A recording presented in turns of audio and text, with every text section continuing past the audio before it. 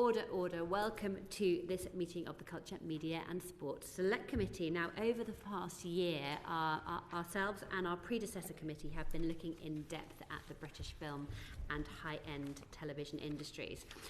As we saw last week when we visited Warner Brothers Leavesden, it's a glittering, glowing, growing sector, but we've also heard that there are some challenges, particularly for the workforce and for independent producers of both film and high-end TV. So for this final session in the inquiry, we've saved the best till last, ladies and gentlemen. We're going to explore some of those potentials and potential policy solutions, and we're delighted to welcome Ben Roberts, the Chief Executive of the British Film Institute, and Jay Hunt, OBE, the Chair of the BFI.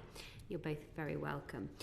Before we begin, I should mention that in working on our inquiry in the last Parliament and then launching its kind of sequel inquiry in this Parliament, we've worked with the BFI and others to ensure that our terms of reference and the evidence we're gathering have covered the breadth of issues facing the sector. Do any members have any interests they wish to declare? No. In which case, I'm going to start. Ben, I'm going to start with you. So one of the biggest changes since we kicked off this select committee, and we like to feel that we may have played a small part in it, was the introduction of the independent film tax credit. When it comes to evaluating the impact of that, how will it be judged? What will success look like? Will it be more films being made? Is it going to be how they perform at the box office? Is it the number of jobs created, or is it something else? What does good look like for you in this? I hope you won't mind. I just want to start by saying thanks for having us here. I know you've heard from a lot of people, and I'm hoping that we're able to give quite a unique perspective on the range of challenges because of our sort of the three legs of the stool, as I call them. Our role as a public funder, using lottery money and grant and aid money, our role as a cultural charity and all that means we do across the programme and archive, and obviously our work as lead body setting policy. So looking forward to answering a range of questions today. Specifically on the independent film tax credit, firstly, yes, thank you. I think that heat of inquiry around the needs of the independent film sector as your inquiry was starting was brilliantly timed. The challenges for the sector were really coming into focus. We had published an economic review of independent film a couple of years prior, where we examined all of the challenges facing independent film across exhibition, distribution, production, and it was an absolutely game-changing when the 40% IFTC came into effect. We did a lot of work with the sector. You asked a lot of questions about what we expected to get from that tax relief back in the first part of the inquiry. And there are a number of successful outcomes for us. Number one, we have a unique ecosystem in the UK. We're really lucky that we've got a lot of interest from Hollywood, a huge amount of inward investment, production being made here. But it only works because we've got a rich R&D, talent development, skills development sector. So number one, we want to make sure that films are being made that give opportunities for filmmakers to show their talent, to hire other new entrants into the sector, and critically, because of that £15 million budget range, to help filmmakers step up through into larger scale independent filmmaking, because even though we're calling it the low budget end, to be making a film at 10 to 50 million pounds is still a huge undertaking. So we want to see talent grow. We want to see audiences and market share for British independent films in the UK grow. It's currently sitting about 9%. For context, even though the markets are very different, in Italy the market share for Italian films is around 25%. In France the market share for French films is over 40%. So we've got some way to get back up to the right level of market share. Back in the sort of in-betweeners or King's Speech days, you could have expected that to be closer to sort of 15 to 20%. So we'd love to see more audiences in the UK and overseas watching this unique British content. And obviously we calculated it to show a return on investment. The return on investment on our tax reliefs are fantastic. We produce a Screen Business Report every few years. We probably won't have data to be able to evaluate what the impact of the tax relief looks like in a Screen Business Report until 2027, because we only started taking applications in October of last year. But we already know that interest in applications for the cultural test at the BFI certification unit are up. We've spoken to some studio facilities, and they are taking an increased number of inquiries from independent films looking to book their stages, so we feel positive already. Fantastic. Jay, welcome. Thank you. One of the things we're worried about, I guess, is that more British films may end up being made, but not necessarily being seen. Do you think that the government should do more to support the distribution of films, that maybe with support for advertising and promotion? Yes, can I just echo what Ben said? We're delighted to be here to talk to you. It's something I feel passionate about. I've built my entire career in this sector, so I'm really excited to discuss some of the issues with you today. Absolutely, and Ben's outlined, and I think there's also additional anecdotal evidence that the Piers Brosnan boxing biopic, which was shooting in Malta, has already relocated to Leeds. So to Ben's point, it will be a few years before we can really quantify the concrete outcomes, but there's been such enthusiasm and such a wave of positivity around opening up this opportunity again, and I know the committee's heard evidence on this, but those lower budget films are much more likely to take a chance on a new director than any other type of film will, so we're beginning that pipeline of great new British storytellers, I think, which is exciting. In terms of the other half of the picture, you're absolutely right, and I think we are unbelievably grateful to the committee's support on the IFTC, but we are now staring down the barrel of a crisis hitting cinemas. And I know you have heard evidence on this, but the Independent Cinema Office projecting that 45% of cinemas will be loss leading by year end. Obviously a very regrettable situation. I know the FDA have described it as parlous, and with a BFI hat on, I think we do now think there needs to be help to support the cinema sector and to support the distributors. The press and advertising budgets are large, the risk for the distributors is huge, and I think if we don't now find a way of helping that part of the equation, then some of the good work that's been done on the production side is not going to pay back. So yes, absolutely. I think in addition to support cinemas, we would also like to see, and we're talking to DCMS about this now, investment around capital investment in cinemas. Many of them are deteriorating and are not the places you would want audiences to be enjoying great films. We need some grant funding to support their ongoing sustainability and business development. And I think it's not simply about the distributors, it's about recognising that cinemas are at the very heart of communities, and as the committee knows only too well, often they are the only artistic provision in the UK. They are driving a billion in GVA, but they are also getting people back to the high street, back using small business. So I do think the second half of that equation is now looking at what we do to support distribution and the cinema sector more generally. Thank you very much. Zoe. Thank you. Good morning, Ben. Good morning, Jay. It's lovely to meet you. So I've got a couple of questions around supporting co-productions. So as a committee, we've heard there used to be a significant contribution from Creative Europe to co-production, and that there have been calls from across the sector to rejoin Creative Europe. Ben, does the promised funding from the UK Global Screen Fund negate that need to rejoin, or is further support still necessary? Well, I think another moment of thanks, because the UK Global Screen Fund has been transformative for the UK and the signals it sends about our ambition and appetite for co-production. We've seen, I think, 49 co-production awards made through the UK Global Screen Fund across 31 different countries since it was launched, which is demonstrating the UK is sort of arms wide open to co-producing with other markets, which has a number of really important impacts. Financially, we've just talked about making independent films. I think a lot of our producers here recognise that to get a film made, working in co-production is a really smart way to do it. And we also work in a very international market, the UK. We have people who come and live here, who work internationally, and I think that's one of the great strengths of the UK cultural landscape. Obviously, UK Global Screen Fund to some extent was entirely born out of our decision to leave the EU. Our focus at the moment is on making sure that continues, because it has been a remarkable success.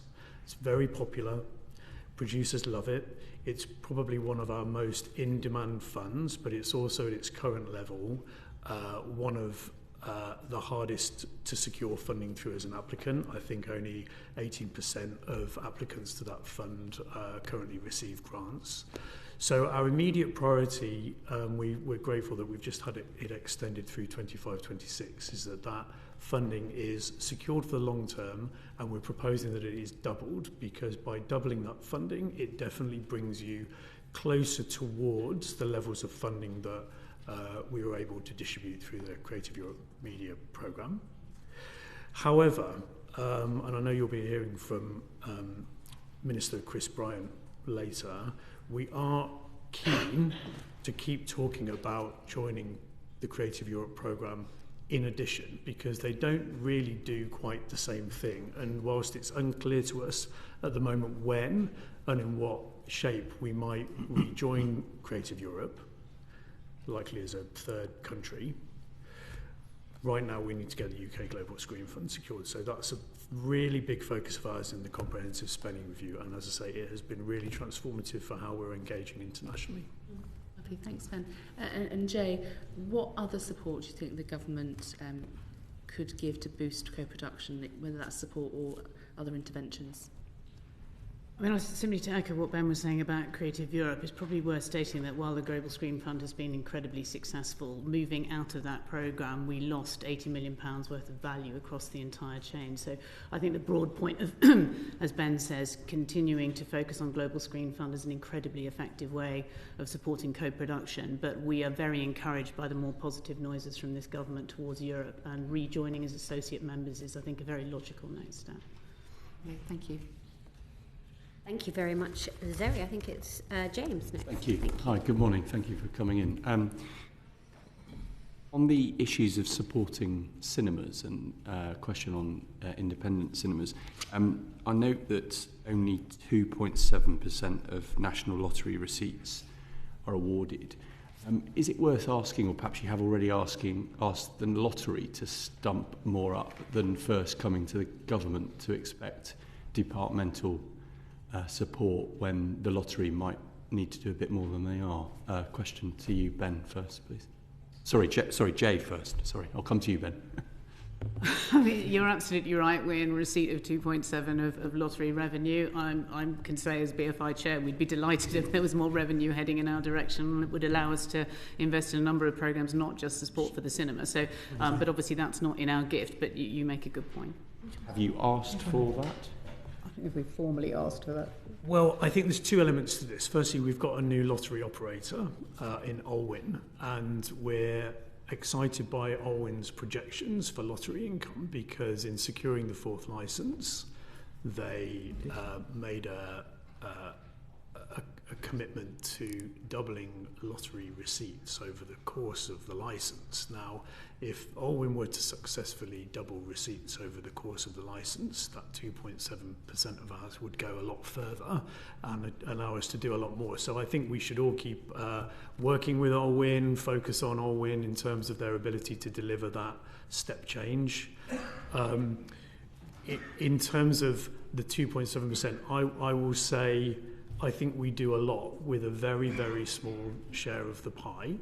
We have been doing a lot with 2.7% since the lottery was brought in 25 years ago. And the sector over that time has completely changed. So what we've seen in terms of growth of the market, jobs, what that means we need to deliver with our lottery funding across skills, training, production, talent development, some of our research work that we do. It's a little bit like it's apples and oranges to where we were 25 years ago. So we have not asked, because in a way that's a DCMS calculation to do, and we recognise that if you increase one share, you impact another share. But I would make the point strenuously that I think we're incredibly good value for money with a very small share.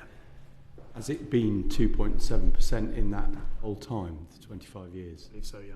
Right, so it probably is due a review, is it? I think it would be great to look at the value for money of what we do and how much further our investment can go. I mean, our lottery investment is across broadly 5 areas. There's audience development, there's our skills and education work, there's our work supporting production and creativity more broadly, there's the work we do with heritage, and then there's the work we do on industry growth. Yeah. So that's a completely different picture and a lot to do with the little. And I would guess that if I was in receipt of a request to the department for grant funding, I would expect the industry to have asked for additional funding from a settlement that's 25 years old from the lottery. Yes, you'll recognise I sit on a forum with all my National Lottery peers, and I think we have to take a sort of look at where lottery goes in the round. I think we're taking a responsible view as one of a number of lottery distributors, but absolutely, yes, we should. But your point holistically is, of course, right. We could do more with more, of course. I think that's not currently in our gift. Just to speak to the Allwyn point, one of the early board meetings I had as chair, we had the Allwyn's chief executive in, because that is an area we can influence in terms of understanding their trajectory for growth and continuing to put pressure on them to deliver on what they said they would deliver when they got that contract. Yeah, I guess, to come back to you then, Jay, what I'm emphasising is how strong is the case for grant funding to support independent cinemas, especially given the pressures on departmental budgets? And do you not have a duty to ask other stakeholders that fund before going to government and asking departmental support before exhausting those prospects? I think that's a legitimate question. Just to say that the point Ben makes about having to consider it in the round and being around the table, I mean, there is a version of what the department is having to do in allocating its spending all of the time. So perhaps would you make a formal approach to them on that basis? Defer to Ben on that. Well, I think, look, definitely take it away. It's still an ask of government, because if we're making an ask for a different share of lottery funding, that's still an ask to DCMS within how they consider it as a sort of lottery, and it's a big lottery consideration. I anticipate that would entail a major review. It's not we're asking for available money, we're asking someone to review something that's been a paradigm that's been in place for 25 years. So we work brilliantly with DCMS, I have to say. We have a great relationship with the department, and I think the first job is to present the challenge. Is there a challenge with the independent cinema sector at the moment? We believe there is. There are a number of existing models where operating expenditure and capital expenditure makes its way to cultural venues. The MPO model that the Arts Council administers works really well for other cultural venues, and I guess what we're saying is we feel that there needs to be a version of that for cultural independent cinemas. Whether that is a lottery solution, whether that is a grant solution, I think is the conversation we should be having, and we're open to how we get to the right solution. What would be the characteristics of that application to government? What would make the strength of the application as compelling as it would need to be to try and increase that settlement, do you think? On the lottery allocation, or are you talking about the cinema? On the case to make to government, yeah. Well, for cinemas specifically, I think we should say that we absolutely believe that cinemas are kind of pillars of the high street, pillars of communities. They offer incredibly good value access to the arts. We know from a DCMS report that was published last year that attending a cinema is second only to reading a book in terms of the popularity of arts participation. I think almost 50% of people said that they attended a cinema last year, and we appreciate that it is a very different experience going to a cinema on your own, with your partner, with your family, with your friends, than it is to watch something at home. So we make the case for the cultural activity. We make the case for the ripple effect of how people spend money once they leave the home and go to the cinema. So we would make an argument, as we always do, from a data-led, research-led approach, which is what's the GVA contribution that is made by this sector, what's the cultural value, what's the cultural contribution, and we started that process with DCMS already. As to the source of funding, I think we'd be really happy to discuss that. Thank you. Just on cinema audiences, as an avid cinema goer myself, though I like to go on my own because I get away from all the people I live with at home, in truth. What's it going to take to get cinema audiences back to pre-pandemic levels, and what do you see the role of government and the BFI in that? Just kind of build on your previous question, I think two other things in answer to your point about the case. One of the things that I think is disproportionately important is this is an art form that over-indexes for lower socioeconomic groups as well. So it's really, really important to say that in certain parts of the country, this is the cultural provision. So I think protecting it is important. Another thing which I found really interesting was a recent piece of work the BFI did about changing attitudes to cinemas, which may well speak to your experience, that this is now a treat. People, they're going out, they're going to have a nice night out. And this speaks to the point I made earlier about capital investment. We're looking at an infrastructure that is deteriorating rapidly, that is often not very energy efficient, that may not be the best possible place for people to spend time. So I think those things also go hand in hand with stepping up to acknowledge this change in behaviour.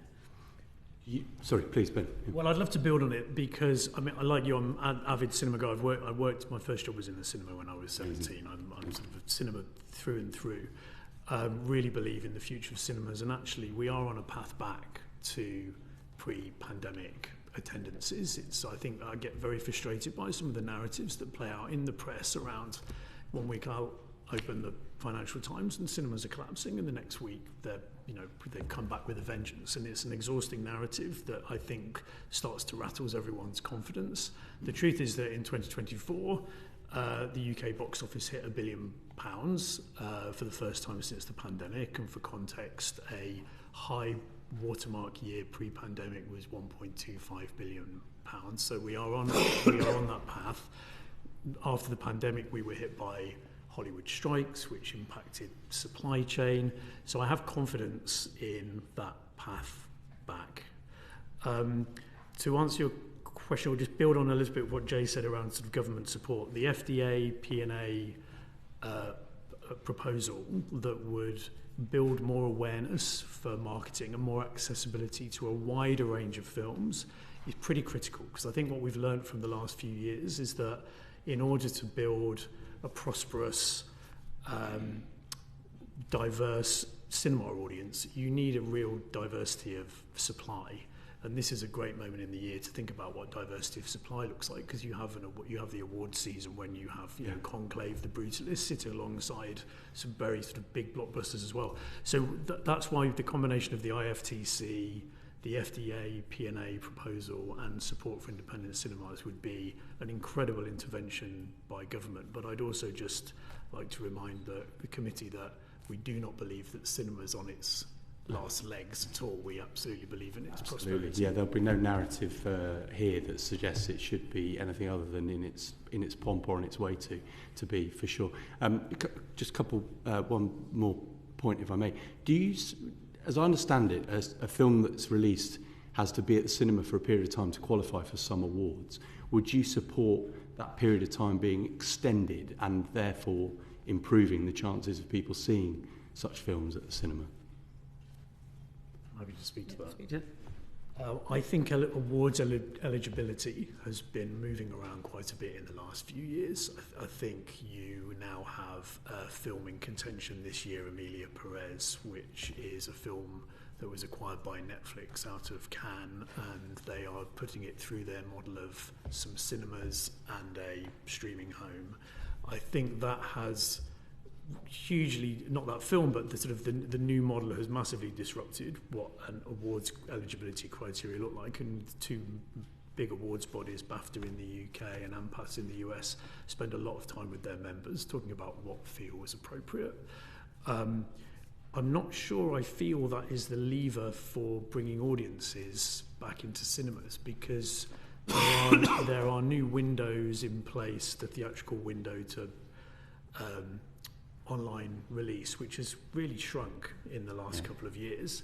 The data from the studios would suggest they don't believe it's hurting their theatrical box office. There's a lot more flexibility in that market than there was a few years ago as well. So exhibitors are less rigid. I think that the distributor takes their time to be tactical about when it makes sense to move something from a cinema release to an online release. I think that a number of Christmas releases decided to extend their theatrical run because they were working so well in cinemas. So my suspicion is that that will not be the effective lever to bring audiences in. Final point, if I may. Just on the levers to bring, I did read an article last week about the rise of the intermission. And is this cinema finding its USP that people would prefer perhaps to sit in a more comfortable chair with a bigger screen, and the intermission allowing them to take a laughing because Ben has been to see The Brutalist again, which I'm sure you know has an intermission. I'm desperate to see Brutalist, but I think it does go back to part of what we were talking about earlier about that enhanced audience experience and equipping an independent cinema with the sector, with the ability to be nuanced to respond to audiences and to understand this needs to feel like a treat. So I think we are entering a different era because people can watch films in other contexts. This has got a different tonality to it now. Great, thank you very much. Thank you very much. Tom. Morning. I'm going to ask a little bit about supporting high-end television, perhaps to Ben first. Some producers have called for domestic high-end television to receive an enhanced tax credit, like independent film has. What assessment has the BFI made of the likely return on investment of that policy? Well, I should start by saying that any intervention that grows the opportunity and grows the pipeline, we would see as worth exploring further. So on the high-end TV tax relief conversation, we welcome the conversation, and we're very happy to embark on a piece of analysis similar to that which we did on the independent film tax credit to understand its true value. We haven't done that work yet. We haven't been asked to do that work or commissioned to, but we do talk to PACT, who we worked hand in glove with on the independent film tax credit, and we'd be very happy to undertake that piece of work. I will say that the analysis done around the IFTC was exhaustive, and the conversation around the IFTC was several years. The work really came into focus after we published the economic review of independent film and were able to put some energy behind it, as did you on the committee.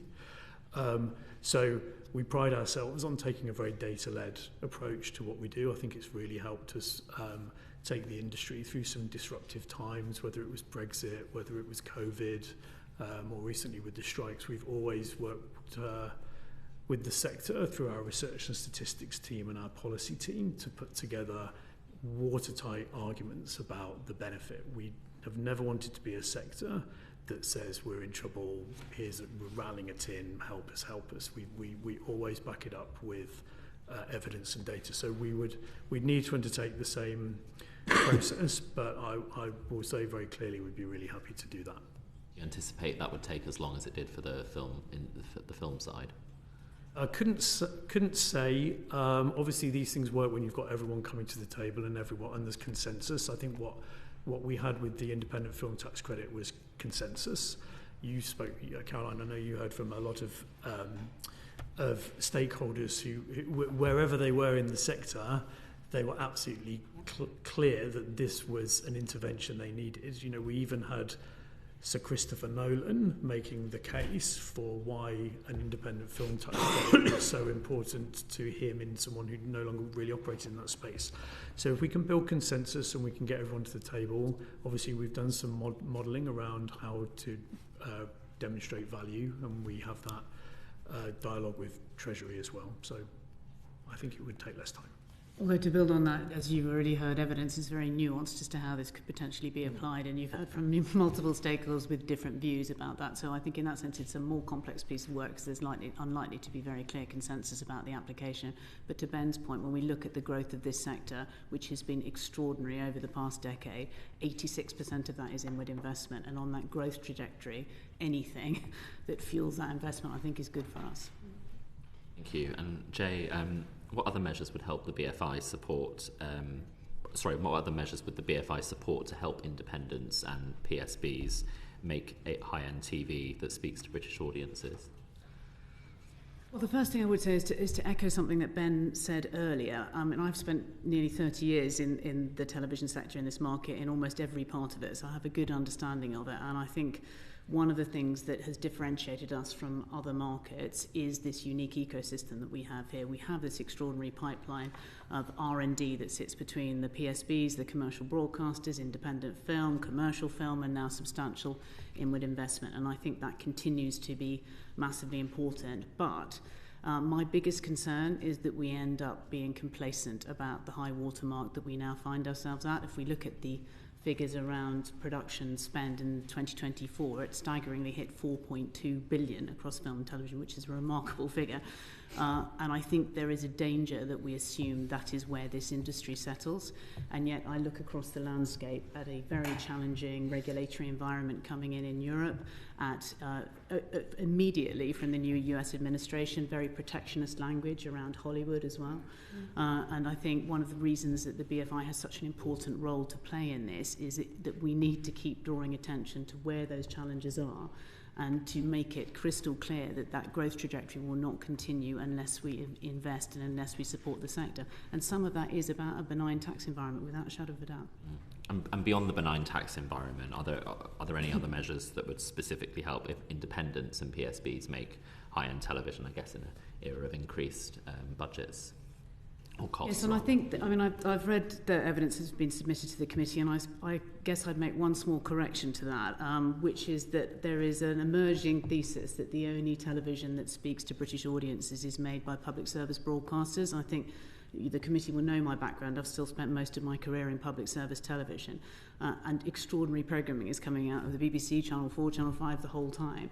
But it is also now coming out of inward investment. And I'm not saying that in a party pre-way, but if you look at shows like Slow Horses or Rivals on Disney or the multi-award winning Baby Reindeer, whatever your perspective on that show, or even what Amazon have done in re-energising the non-scripted sector with a show like Clarkson's Farm, Paramount with The Crow Girl, there is great British content being made beyond the PSBs as well. So just to push back a little bit on that narrative, the success from a BFI point of view is that that entire ecosystem continues to be fueled because there is there's a seamless transition from people working in that R&D engine room of great British creativity where they progress through that life cycle and end up driving investment into that country. So we need to continue to support that very precious ecosystem. I look at where we are internationally. We are twice the size of the second biggest production sector in Europe, which is Spain. So we are in a great place, but it will not continue to be a great place if we don't understand the complexity of that market and support people in navigating it.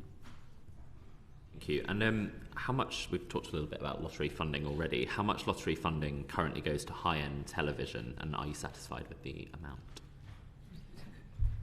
Yes, well, I won't take us back 25 years, but obviously when we were given our small allocation of 2.7%, we've been very focused on film.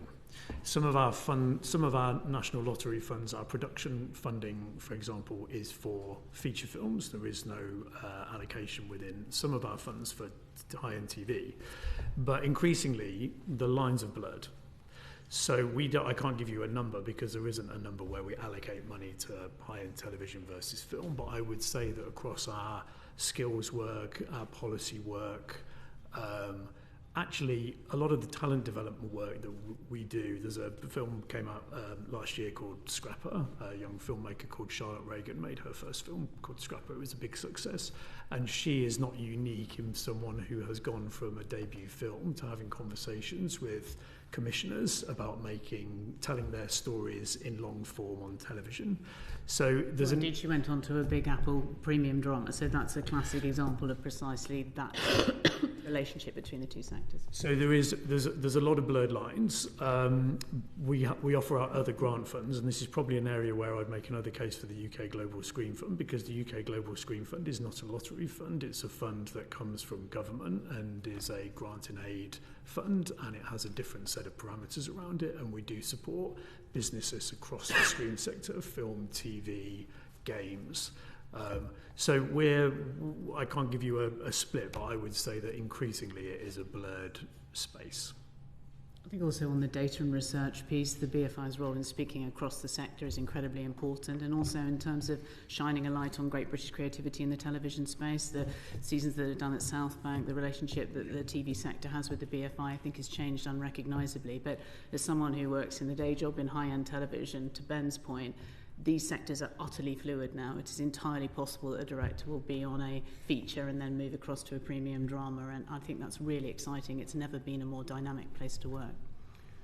I'll make one case for the archive as well, actually, which we haven't talked about. We hold the National TV Archive. I know some of you visited recently, so we have the National Film and TV Archive. We are, I think, the first archive in the world to start taking in high-end TV streaming content from streamers here in the UK as well. So I think we increasingly feel we've got both arms around television. It's inevitable and natural. And obviously Joe's appointment as chair is somewhat sort of speaks to that. And at the risk of asking an obvious question, if the BFI had more lottery funding to distribute, what more could you do for high-end TV? And that feels like a sort of Christmas Day present sort of question. I think the fundamental truth, and we've talked about lots of things today, there are so many calls on the BFI's limited resource now. I think if our lottery funding were increased, I think rather than blurt out something now, we'd be very circumspect about where that could best be directed. But I can only state again, the high-end TV investment is absolutely critical to the growth of this sector, and we'd obviously want to continue to support that, but I suspect there'd be quite a lot of other calls on that money. Well, I think we do the same analysis we always do, and as we would do for the tax relief, we go into consultation with the sector whenever we start to remap out how we're spending our lottery money.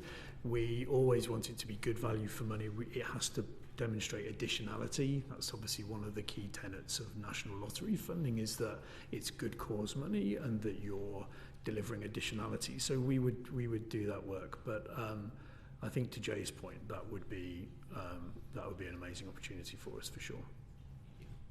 Thanks, Tom. Can I just quickly take you back just a little bit? We talk a lot about this ecosystem, the ecosystem of high-end TV, and no doubt it's brilliant that we get so much international investment, but of course they're drawn by the remarkable skills and the great culture of creativity that we have here. And there are suggestions that somehow those international investors are sort of somehow feeding on the great talent and we have it, but also at the same time driving up prices for the PSBs and making it slightly harder for them. You'll have seen last week we published evidence from the Wolf Hall director, Peter Kosminski. He was calling for streamers to pay a levy on subscribers to directly fund producers making high-end TV for PSBs. What's the BFI's view on that? Should streamers be doing more to kind of support the ecosystem which allows them to thrive? Well, I think it's really important that we start by saying we embrace the ecosystem that we've got. We do not, and we've moved a long way from when it felt like streamers sort of coming at us. We have colleagues who have worked, I've got colleagues who've worked with me in the independent sector who now work for the streamers. You know, it's a fully integrated business in the UK. So I say that because I think there are still some elements of putting things into opposition. We obviously have to look at it in a really sort of sober and objective way, but we do believe in the sort of the notion of that integrated system. On the particular matter of levies, big topic of conversation. Obviously, there are various models running across Europe. I sit on the board of the European Film Agency Directors Council, and you can imagine that a lot of the conversations there are around streamer obligations, whether they're levies or something else. I know you've heard from others coming to give evidence here that there are different views of what the consequences of imposing a levy here in the UK, where the model is entirely different to France, could mean. And at this stage, there is no consensus as to what the best path forward is, whether to support the sector, whether it's supporting the high-end TV tax relief model or looking at other options, or a combination of all of them. We are doing some research and analysis where we're scanning the landscape of where levies exist, what the impact of those looks like. It won't be a piece of research that arrives at any recommendations, but we think it will be a very useful piece of analysis to really understand what the consequences of levies look like. So I think we want to wait until we've been able to look at that. That will deliver in the summer. It feels pretty critical for us because we have to hold this analysis in the context of the UK market being very unique, pretty enviable actually to the rest of the world. And I probably don't have much more to say than we want to look at the analysis, but there's absolutely there's no consensus that a levy would be the right approach right now. And I think as Jane Featherstone did an absolutely brilliant job of painting a picture of the complexity of the landscape and the difficulties of getting certain types of things made. Ultimately, we believe that producers like Jane need to have choice. It's really about choice. So if there's a deal over here that isn't the deal you want to do on a certain type of project, that you've got options, and I think that's where the high-end tax relief comes into play because it creates more optionality. Is there so if you cast your mind way back to when we very first started this inquiry under the predecessor committee, one of our first people to give evidence was James Horse, and Jay will know from Slow Horses, also One Life, the brilliant movie that came out last year. He started his career at the BBC, as you know. Is there a concern that unless we do have something that does focus attention on those brilliant breeding grounds for supreme British talent, that we could be in a kind of spiral that is not going to enable us to have that fantastic ecosystem in the future? Yeah, of course, Jane. I mean, I think to Ben's earlier point, it is such a rare thing that we have in this market. It is the envy of the world, and it is the interrelationship of all of those different sectors. So from a BFI point of view, a well-resourced public service broadcasting environment is incredibly important. But there are multiple nursery slopes. The IFTC will now give people a chance to enter this sector who might not otherwise have had a chance. There are a whole series of short-form initiatives, a programme called Future Takes, which the BFI is doing with Channel 4, which will again give entry-level opportunities. So I think increasingly we need to think of it as quite a sophisticated model where people can move through that entire value circle, for want of a better way of putting it. But you're absolutely right. It is important that there is a strong and robust public service broadcasting environment here because it fuels a lot of creativity. Thank you. We're going to stay on skills with you, Paul. Hi. I can ask you a bit more about skills. Obviously, BFI takes a lead role on this. Now, the industry is spending quite a lot, obviously, in training and skills, and no one denies that. But the BFI and others have expressed concern about it being too fragmented. So can I ask you particularly, how confident are you that Screen Skills can deliver on that strategy and all the training that everyone needs, whether it's in any of our individual constituencies, for the jobs and the training that is powering this regeneration? You start. Our industry is so transformed from the cottage industry it was a decade or two ago into the being an absolute sort of pillar of growth and sort of integral to the government's industrial strategy. So when I started working in film, skill set, as Screen Skills was at the time, was pretty much one of the only places you could go to for advice or signposting or any resources on training. And now, as you say, we're calculating that last year the sector contributed £100 million into the sector, of which I think around 9 million was through the Skills Investment Fund levy via Screen Skills. But that just shows sort of how dramatically the landscape has changed. I personally feel it is great that Screen Skills in this strategy is very focused on a data-led approach and producing the kind of data that the sector needs to identify what the gaps are when in the sector and allow for more responsiveness to that. I think the sector is starting to join up really well. The Screen Sector Task Force and the Skills Task Force that was put together to work with Screen Skills on sort of the new strategy was a radical shift in how the sector works together. So I feel optimistic about that. We mustn't lose sight of some of the smaller training providers who are sort of operating around the UK as well, and how we sort of bring them into scope. There are lots of small businesses like Fully Focused and Mama Youth and Resource Productions who do incredible grassroots work. And the opportunity we've got now is to sort of bring all of those training providers at a very local level into the system so that the opportunities are really felt very locally. Where we have shifted our focus is with our shift in lottery funding from a sort of channel through Screen Skills to our skills clusters model, which we think is really working, and it's still quite early days, but 84%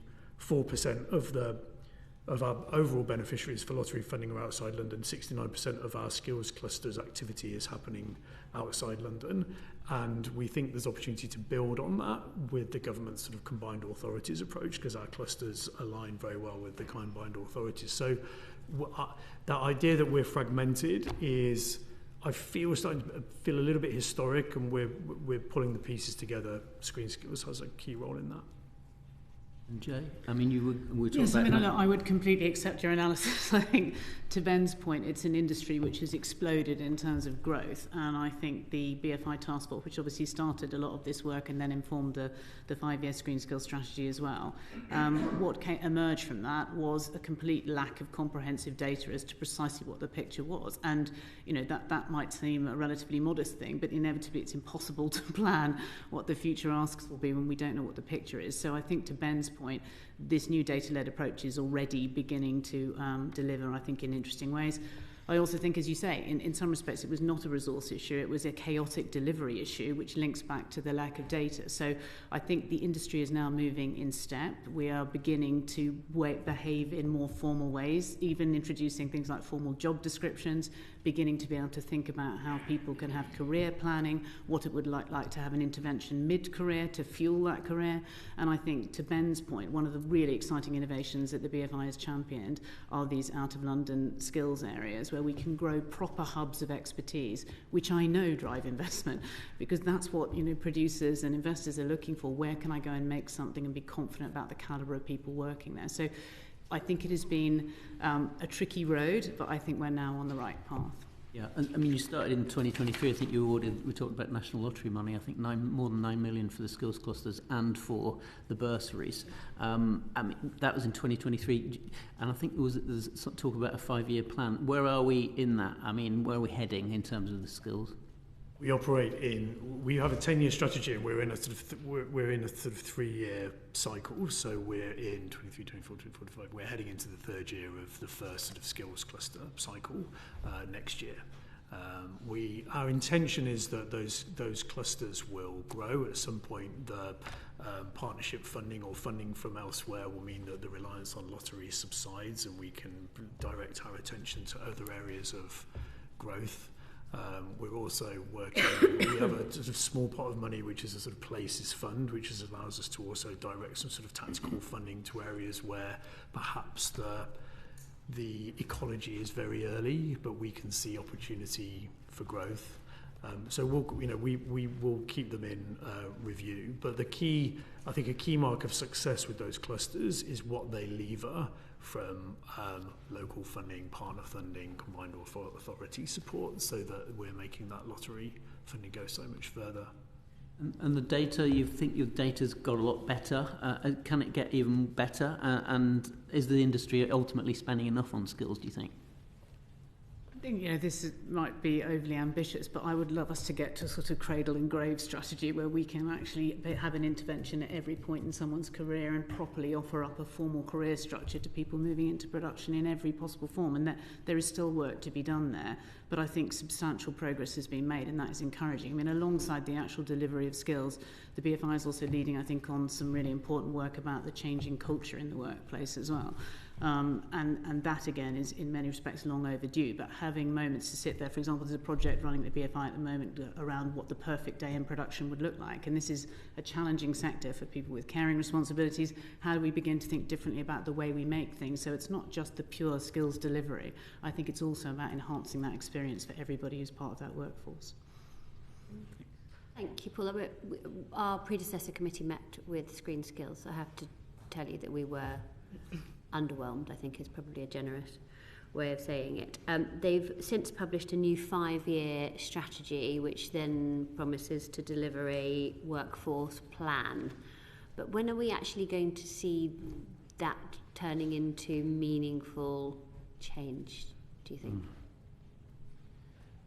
Well, so I'll be generous to Screen Skills actually, because I think the challenge is huge, not least because the workforce is so freelance. So we estimate that we have at least 90,000 people working in this sector, of which at least 73,000 are working in production. But we're not sure that's entirely the right number because of the nature of how people sort of come into the sector, the adjacencies, the sectors, and where they leave. So it's quite a sort of movable feast to sort of pin down, and we have been on this sort of explosive growth curve. The reason I feel hopeful is because Screen Skills have been working much more closely with the industry, and I think that the industry, through the skills task force and the skills review, feel much stronger stakeholders in Screen Skills. And I would say that my observation would be maybe even just 5 years ago that the industry's relationship with Screen Skills was probably, we pay into a SIF levy most of the time in a voluntary way. We feel we've deposited a number of trainee coupons with you and we'd like to be able to get them out again. And that's not a sort of joined up cohesive approach towards skills development. So I'm not giving you a clear answer in terms of when do we think we'll see that, but I think that's because it will feel quite iterative. I don't have to hand their plans for publishing a plan. No. But can I just speak to that a little bit, because I think there is an interesting thing that happened that I think has given this entire conversation a momentum it didn't have before, which is probably going back 18 months, a palpable crisis in the sector around delivery, that productions were closing because there weren't enough carpenters, that we couldn't start filming because we didn't have any production finance people. Yeah. And to Ben's point, I think the agenda around skills is always transformed when the industry is engaged. Yeah. The industry is engaged from a position of crisis, which were productions were closing because we did not have that workforce. So I think in that sense there is a focus and a scrutiny and an obsession with getting this right now, which will give it an onward momentum. I appreciate your feedback on their evidence. I think the notion that the task is gathering data can sound quite passive, but the truth is that's such an essential piece of work to this next phase, and then building on the clusters as well. I think you begin to see how this can actually get us where we need to get to, but I appreciate your point. But I mean, Jay, as you say that the sectors are utterly fluid, so how does it make sense that Screen Skills are siloed based on genre? Well, I think that's, to be fair, is probably a question for them, but Ben, I don't know if you want to pick that up. In terms of the councils and the funding, I think that's partly to do with how the contributions are made and therefore held as in sort of long-standing training programs. So there's a really, really well-developed high-end TV training program, which I feel is like the heart and soul of Screen Skills and it's very well held by that particular council. I agree with Jay, it's probably a question for them. I agree that maybe there needs to be a bit more crossover between those councils and perhaps that's already in their minds. Okay, good. Thanks, Rupa. Yeah, thanks. Hi. On the archive that you mentioned, we had a lovely trip there recently, but a third of the stuff in there is not viewable by members of the public. Either we know that it's very slow and laborious to digitise it, but also I've just been Googling a few things while I'm here and they seem to be blocked, or you have to buy a subscription. I mean, are there any plans for opening that up in a way of, say, iPlayer, where there's loads of BBC content out there for free to make it accessible to the public? I'll speak to this. Passion project. Go for Passion it. project. So we have a different statistic that we use actually, which is that the archive is so huge that actually only 2 to 3% of the holdings of that archive are accessible to the public across the entirety of the collections. That speaks to the vastness of it. We are on a digitisation and public access path, but it is, before you can digitise something, you have to make sure it's in a good condition. A lot of our material is held in, a lot of it's held in sort of huge storage facilities, and we have a team who are constantly reviewing and assessing the quality of material, and we have to make a plan as to what we might prioritise to put on a scanner and make it available to the public. We have a player, BFI Player. It was born out of a lottery program that ran through a sort of decades ago project, which was lottery funded, and it was the last time we really had a national heritage strategy. We spent about £25 million digitising content from not just the National Archive but our film archives across the UK, and it was enormously popular. I think that the output from that Britain on Film project has had at least 100 million views across our digital channels. The challenge we've got is knowing truly what's in the archive and the resources we need to get it online, and we do have a spending review proposal that we're sort of working towards the CSR, which is the basis of which is a fundamental review of the holdings of the BFI National Archive, and that would be transformative for us. And I've just Googled two things. So Dance Craze, which is a two-tone 1980s thing, you have to buy a subscription to see that. Yeah. And then also I'm British But, which was the first thing Gurinder Chadha did. She came and spoke to our committee last year. I remember seeing it at a South Bank screening. It's blocked. It says not available. So that's things out there. I'm not talking about digitising. Oh, you're talking about rights. Yeah, and yeah, so well, I mentioned the iPlayer, 4OD, those things you can watch a lot of historic Channel 4 BBC things for free. Yeah. Would you ever consider such a thing? We do. There's a lot available on BFI Player for free. We also have a library product called BFI Replay. Well, because it's a rights issue. We don't own everything that we hold. So we own certain we own a lot of collections, but we also hold a lot of collections for the public. So if you take Dance Craze is a film that we license. So the soundtrack that I've never seen. Yeah, I know. We license it, so therefore, if we license it, we're responsible to the rights holders in terms of making sure that there's a transactional element to it. We can't make it available for free. But I will also say that BFI Player, it does have a subscription model. That's now a big pillar of the BFI's income generation. So we try and hold it in a balance of stuff where we don't hold the rights and stuff where we do. I wonder if it's where the board has taken disproportionate interest in this because it is an extraordinary collection and it is multifaceted. The problems that the collection review that we have asked for support with will address. One of them is precisely to Ben's point, what's appropriate to be digitised. But at the heart of this is the ambition that we can make this one of the most open archives in the world, because obviously the end game is we want to have access to those great assets. The rights piece is an absolute minefield because we don't know what rights we have on every single piece sitting in the collection, and until we do that we can't progress the open access agenda because we're not in a position to make that material available. So it's a tedious, long-term, complex piece of work that could potentially make extraordinary content available to audiences. And then just of the things that you screen at the South Bank, I'm actually going to a Doctor Who on Saturday, Spearhead from Space. Sold out. Because, Ealing is all over that episode, first one in colour, I think. And I've done a voiceover of a DVD version coming out, so they've invited me. However, looking at your programme, the majority of stuff is not British, of the screenings at the South Bank. I mean, would that not encourage more British content if you shifted the balance a bit? Yeah, I think we'd have to do some analysis on that. I'm not sure whether that would sort of play out in aggregate across the year, because we are, we're an international cinematheque. We screen material from around the world. So it's probably true that the majority is not British, because we have a kind of, we're a broad church. That's what our audiences want to see. I will say that on Sunday, when I was watching The Brutalist for the second time at the BFI, every single screening at the BFI was sold out, and I can't remember the last time that happened. And that was some TV previews, some international stuff, some new release stuff.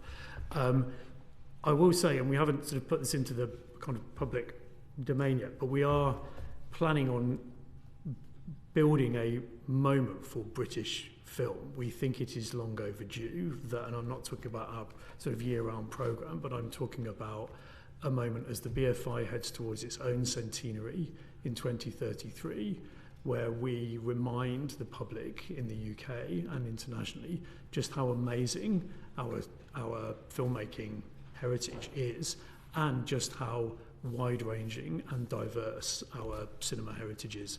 But I'm happy to do a bit more analysis on the spread of our programme, and also on our player, because our player, which has been a transformative tool for us in reaching audiences across the UK, but also in terms of what we can programme, I think you would see a different story on BFI Player. We should also flag the London Film Festival, which has been an extraordinary success story and an absolute beacon for British soft power. I mean, it's remarkable how that now drives investment, a whole series of people who are coming to sample great British content in a way that they wouldn't have done before. And the festival that's just gone by, we've had the highest attendance for 10 years. So I think alongside people sampling great British content, we also have a responsibility to bring people to cinema generally and grow that behaviour, and that's an absolute beacon of that activity.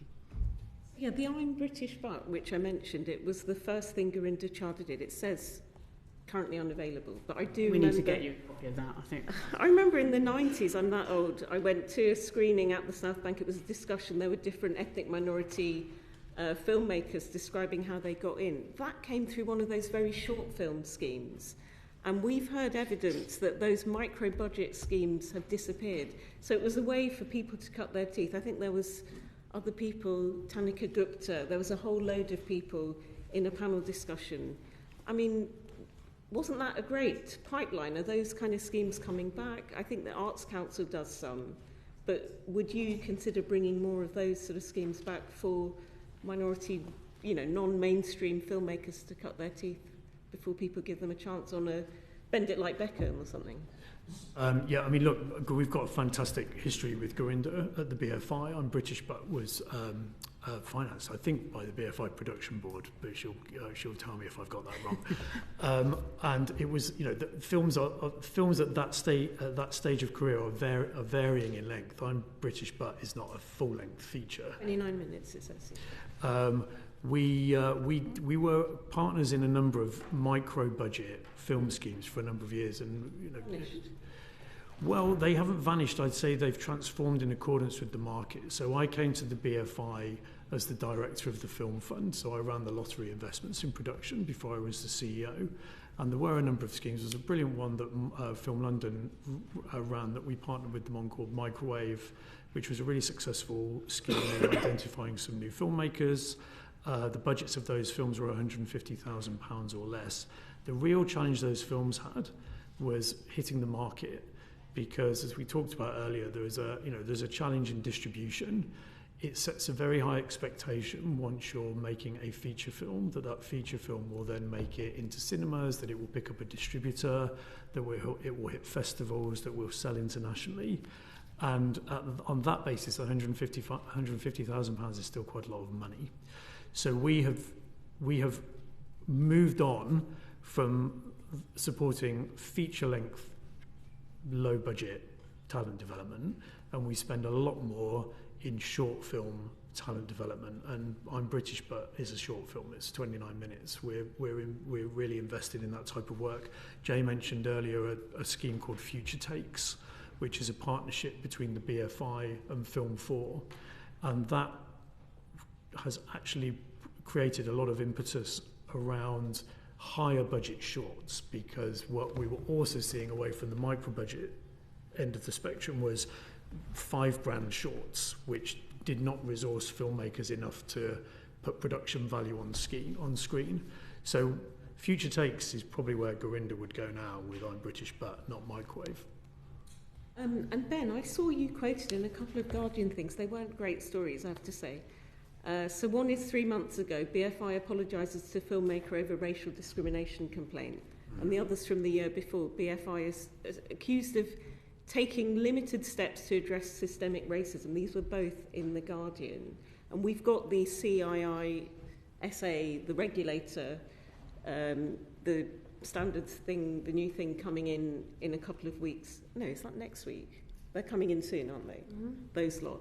Yeah, I just wondered if you had a comment to John T. Richards and Faisal Qureshi, who are claiming that you're not supporting BAME filmmakers. Sure, I'll start on this and Jamie may want to speak to it too. I mean, look, we've spoken to Faisal and John T. We had a meeting with Faisal, which I think has been reported. We did make an apology for the manner in which a complaint was handled, and we've looked at addressing our complaints procedure as a consequence of that. But I do want to stand by our record on supporting black and global majority filmmakers. We've got EDI baked into our strategy. It's one of the 3 core principles of Screen Culture 2033. We've set ourselves targets around supporting black and global majority filmmakers, which are 40% in London and 30% UK-wide. And in most areas of our investment in filmmakers, we are exceeding those targets in the last year by some mile. And I can speak to all manner of filmmakers that we have been supporting over the past few years who are from a black or global majority backgrounds, who are telling their stories, and those stories are travelling around the world. So I think one of the challenges we've got in the Film Fund is that only 6% of applications into our production fund are successful. Only 3% of applications into our talent development program, which is our BFI network program, only 3% are successful. We are mostly in the business of turning down filmmakers, and that's really challenging for us in terms of the extent to which we can sort of offer continued support. And that creates a lot of unhappiness in terms of who we have and haven't supported. But if you look at the data of who we have supported, I think we're actually doing a really good job.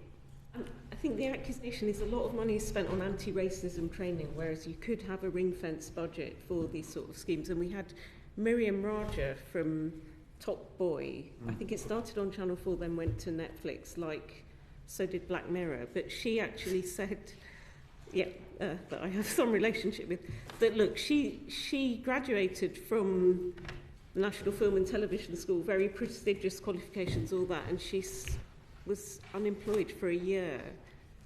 And that the BFI is not helping, it's not a nurturing environment, that was her words, for sustainable careers, for well-qualified people who may be of those backgrounds. If it's all going in training schemes and not... Yeah. Well, perhaps I could just speak to that. I think the first thing on the Faisal complaint specifically, that was investigated and Verita reported there was no evidence of racism in the way that was handled, I think is significant. It was not a well-handled complaint, and we have discussed that at board level, and as a consequence of that, the complaint system at the BFI has been reviewed. There's been additional training for key individuals, and we are watching that very carefully. In addition, I've appointed 2 anti-racism champions to sit on the board to ensure that this strategy continues to be something of focus. To the point around training, I would simply say, I have been working for many years in public service organisations which have done anti-racism training.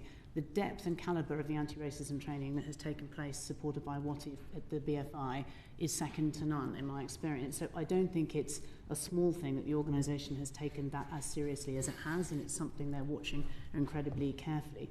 To Ben's point, and I say this as someone who's built my career on the creative side, there will always be people who are disappointed that an organisation's been unable to support them creatively. That will always happen. It doesn't necessarily mean that the choices that have been made are incorrect. Thank you, Rupa. We need to move on now to Natasha. Thank you very much. We've had, I'm going to talk a bit about artificial intelligence, which is a big topic at the moment. And we've had some great witness and evidence around ethical AI and the use of this in post-production and the kind of opportunities for the UK to grow in this space.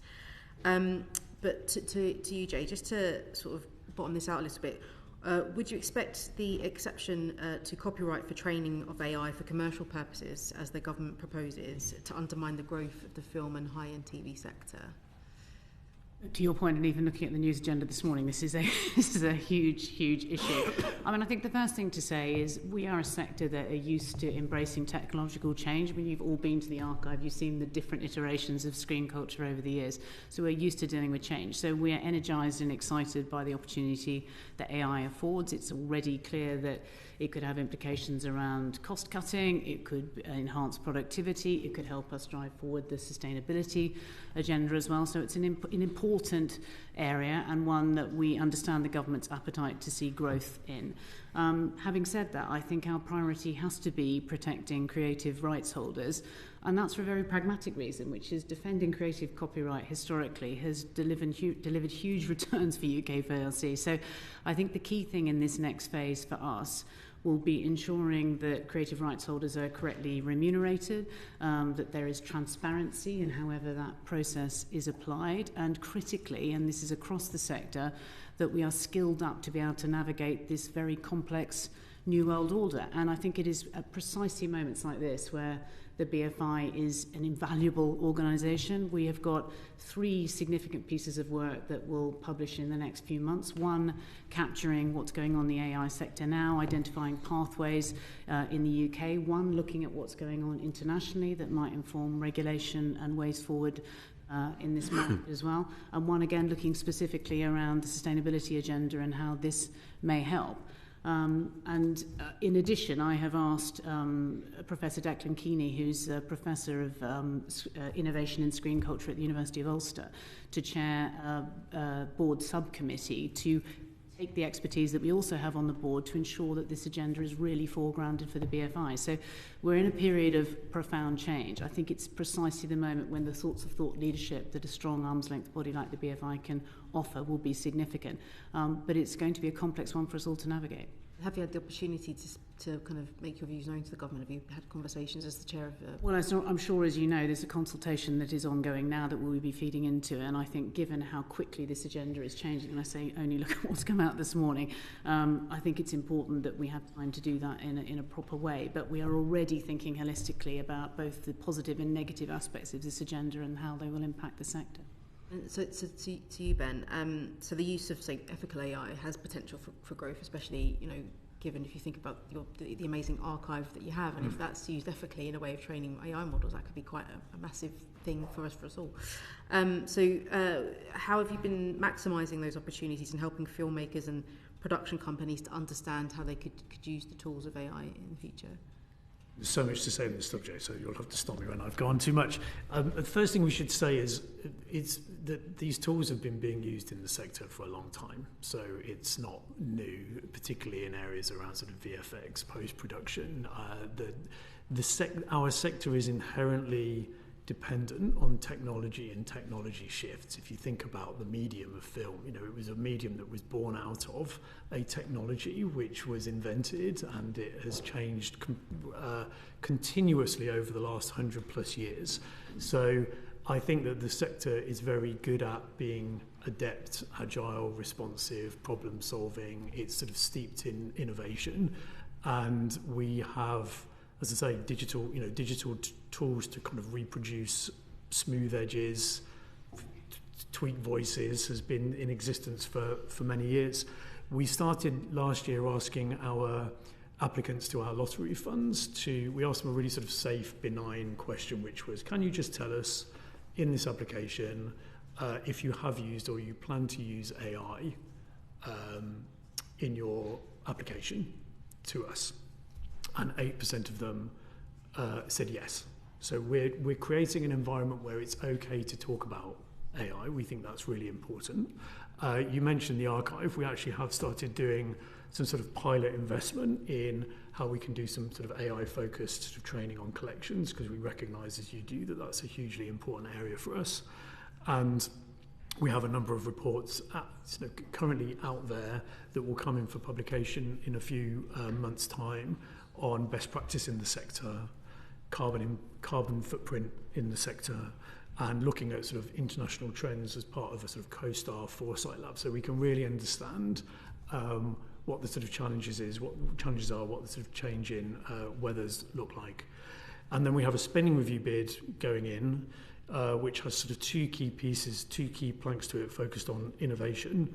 The first of which is funding for an AI observatory, which would bring together academics and researchers, and sort of twice a year would feed out latest knowledge, trends, data to the sector, because we really believe that, as Jay said, it's our role to equip the sector with the agency to start grappling with these tools. We're also planning to do, if we're successful in our spending review bid, to build a sort of tech demonstrator hub, which would have a strong AI element to it as well, so that people can really start to get to grips with what the tools actually mean to them. So, and the government's sort of in its AI action plan is talking about having an AI sector champion for the creative industries. Would the BFI be interested in that role, and would see itself kind of as a good leader in that? I mean, I think our thought leadership. I hope our thought leadership has been really strong and well felt by the sector. I would say we will absolutely be a sector champion for AI, whether we're appointed an informal sector champion for AI or not. We absolutely are thrilled and stimulated and challenged by all the opportunities that come with that. Thanks, Natasha. Last but not least, Jo. Thank you very much, and thank you for attending this morning. I'm going to go back to Screen Heritage and the fantastic trip that we had, where we conducted a roundtable, because it was really important to follow on from the predecessor committee and their findings, to discuss the challenges and concerns. So this question, I think firstly to Ben, what would be the cost implications of a statutory deposit scheme for the BFI National Archives and those making content? Well, thanks for the question, because this is such a key area of what the BFI does. I think the BFI was sort of built and established on its kind of collecting role. And one of the things that excites me about the National Archive is, firstly, the continuous story it can tell of filmmaking in the UK, everything that, the AI piece will come into that in terms of how we can look back at what happened technologically to the work that was being produced right now at this moment in time. So, a statutory deposit is useful in terms of having an automatic ability to call something in and say you want it. And we, at the moment, we work not on a statutory deposit basis, but on a sort of curatorial basis where we ask for material to come in. Now, if we were to receive everything, I think that would be really challenging for us, because part of our conversation with DCMS at the moment is around the fact that our conservation centre is now full. It is physically full, and the building in Berkhamsted that you visited was built in the 80s and was built with a 30-year lifespan, and we now have significant challenges on our hands across our conservation centre site in Berkhamsted and our master film store in Gaydon. And we have an ambitious plan to double our film storage site at Gaydon if we're successful in a spending review process. So I think to get to your question, we would love, conceptually, statutory deposit is a great idea. It would bring us up to the standard of a lot of other archives around the world. However, we'd have to look at how that would be resourced. I won't put a number on what that would look like, because we'd have to select things in. But with our relatively modest amount of grant and aid and the fundraising we do around that, I think we'd have to look at a different system of how contributions were made to support a statutory deposit system, as well as any more public financial support. But we'd love to look at it some more. Okay. And to Jay, how wide should the scope of a statutory deposit scheme should be, and should it include online content? Goodness, I don't know if I feel equipped to answer that. I mean, I think the biggest problem, as Ben says, is we're entering a phase where there's so much content now. We're going to have to start making some choices about what's worth keeping and what's not worth keeping. I think the statutory instrument would allow us to have the option to make that choice, but to Ben's point, we couldn't then house it. So expanding that to include all online content as well, I suspect, doesn't feel sustainable, but that feels quite a long way down the road, I'm afraid. I can add a coda to that, which is that we have just launched for the first time a discrete project where we are, bless you, where we are collecting, we are curating online content through a lottery-funded program called Our Screen Heritage, because we recognise that that's where a lot of interesting cultural material and cultural artefacts thrive. We did a project during lockdown called Britain in Lockdown, where we brought into the archive kind of the key moments that the country was feeling and experiencing during lockdown. So right now I can only think of Joe Wicks PE, but Joe Wicks PE being an example of holding a collective experience of what was happening in lockdown. That was online content. Yeah. And last question to you, Ben, as well. So the BFI had its own screen strategy, but that expired in 2022. You've referred to it in a few of the other questions. So what are the gaps in support for archives that you would want to see in if developing and when developing this new strategy? Well, that was such a brilliant lottery strategy because it was a massive investment in working with all of the regional and national archives to pull together material that could live forever online. And I don't know what was shown to you, but alongside that program, we produced a map which is still live, which allowed you to search by postcode for digitized heritage content online. It was very expensive. It also came at a moment where the BFI had just become the national lottery distributor. We took over that role from the Film Council, which actually caused us some challenges because it meant that we no longer had anywhere to apply for lottery funding. We had to run through sort of Section 27 hoops. But it was a big ring-fenced investment of, as I say, I think around £25 million. We digitised a huge amount of content, but we only scratched the surface. So I think if we were able to access some similar level of resource, we'd love to think about something else, working with the national and regional archives. But I think in addition to the public access piece, we've got to look at the physical infrastructure. Lots of regional or national archives are held within university environments. Those university environments can't afford or are not prioritising to look after their archives. So we do see our role as a sort of superordinate national archive holder to sort of make sure that the capital infrastructure and the operating costs of those are supported as well. I'm sure you heard that from visitors, so it's money. Thank you. Thank you very much, Joe. Well, that brings us to the end nearly. As you know, this is our last session. If you were in our shoes, what would be the one game-changing recommendation that you would put into this committee report? Jay?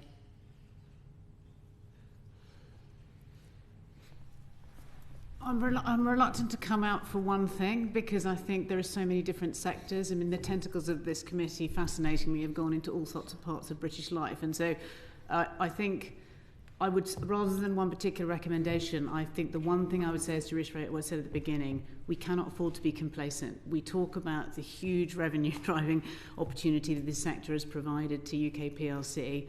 I'm anxious that we assume that that will continue without proper support, and I think we've outlined things from Global Screen Fund to how we might support the cinema sector to what we need to do around the archive, but it is about protecting that unique ecosystem. So I'm not trying to dodge the question, but I don't think there is one thing. I think it's a bigger note about recognising the contribution this sector is making is huge. It can continue on that trajectory, but only with some support. Okay, spoken like a true politician. But I didn't mean it as a true politician. I think it's a really difficult question.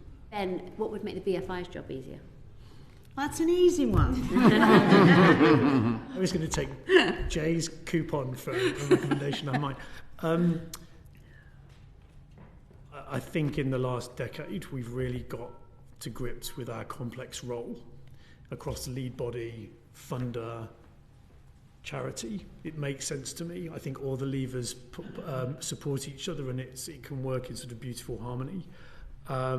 So I'd love you to kind of recognise that and our kind of thought leadership and what that can do to sort of drive the sector forward. I'll be cheeky and say that I'll take Jay's and coupon on mine, and I'll say I'm glad that you're recognising the value for money of our 2.7%, and I'd love you to continue to dig into that a bit. And I have to say that for our foot on the world stage, as part of our Spending Review bid, the Global Screen Fund as a sort of securing its continuation and significantly growing that pot, I think would be fantastic for independent film, for TV, for our co-production opportunities and our relationships with the rest of the world. Also finding our grant in aid position has not changed since 2011, which represents a 30% cut. So I hope you've got some sense today of the scale of the sector that we're trying to work across now, which is hugely complex. So, additional resource would also make what we could do more effective.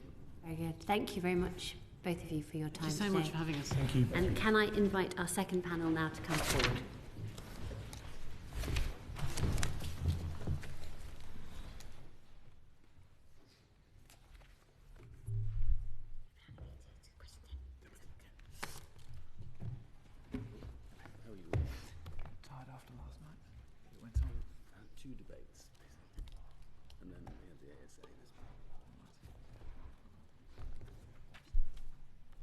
Well, for our second panel this morning, I'd like to welcome Sir Chris Bryant MP, the Minister for Creative Industries, Art and Tourism in the Department for Culture, Media and Sport, and Alastair Jones, the Deputy Director of the Creative Industries in DCMS. You're very welcome, both of you. I think it's the Minister's first appearance before this committee, so you are very welcome, although most of us saw you yesterday in the debate on the creative industry, so we feel quite warmed up for this meeting today.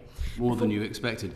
Can I just do my declaration of interest, because I have to do that for the House. I was about to ask you that. Oh, I understand you're not only an author but venturing into film and high-end TV yourself. So did you want to declare an interest? Wish. I have to declare it because it's a requirement of the House that I declare anything that is a potential interest or might be perceived to be an interest by a reasonable member of the public, which is simply to say I'm not entering into making films myself. However, two of my books have been optioned, one by Mother Pictures and the other by Pathé, either to be turned into film or high-end television. And if I might just say briefly, I know many of us will have friends who live in California and are part of the film industry out there, and on behalf of the department and the government, I'd like to send our best wishes to everybody who works in that industry. It's going to be very, very difficult for many people who've lost their own homes or their places of work, and if there's anything that we can do to assist in, we stand ready to do so. Thank you very much. I'm sure that's a sentiment that we share right across the committee as well. So I'm going to kick off the questions, and I really want to know, as a sort of starting point, what role you see for film and high-end TV in the industrial strategy for this government. A vital one, and I'm really delighted that we're having an industrial strategy. I think that's an important thing for a government to have, because it determines some of the areas where we see potential for economic growth. And secondly, I'm delighted that the creative industries are part of that, one of the eight sectors. And I'm delighted that Shruti Vadira and Peter Bazalgette are working together with us with a task force to put together clear deliverables that we might be able to put into that industrial strategy. As I said yesterday in the debate, some people, I think, sometimes want to disaggregate bits of the creative industries. I'm rather against that. I'm rather in favour. Of course, they have their specificities, but I'm rather in favour of embracing the whole connectivity of the various different parts of the creative industries. And you can see that perhaps most clearly in film, because you don't get a film without a distributor and a venue and hair and makeup and technology and actors and so on. So I'm very keen to make sure that we retain that whole ecosystem approach in our industrial strategy as it relates to the creative industries. So when it comes to film and high-end TV, where do you think government intervention would best be targeted? Well, I thought it was interesting in the debate yesterday that the one thing that has come back to me most frequently, apart from discussions about artificial intelligence, which we might come on to later perhaps, from the creative industries, has been in relation to access to finance. And it wasn't much debated actually in the yesterday afternoon, which surprised me.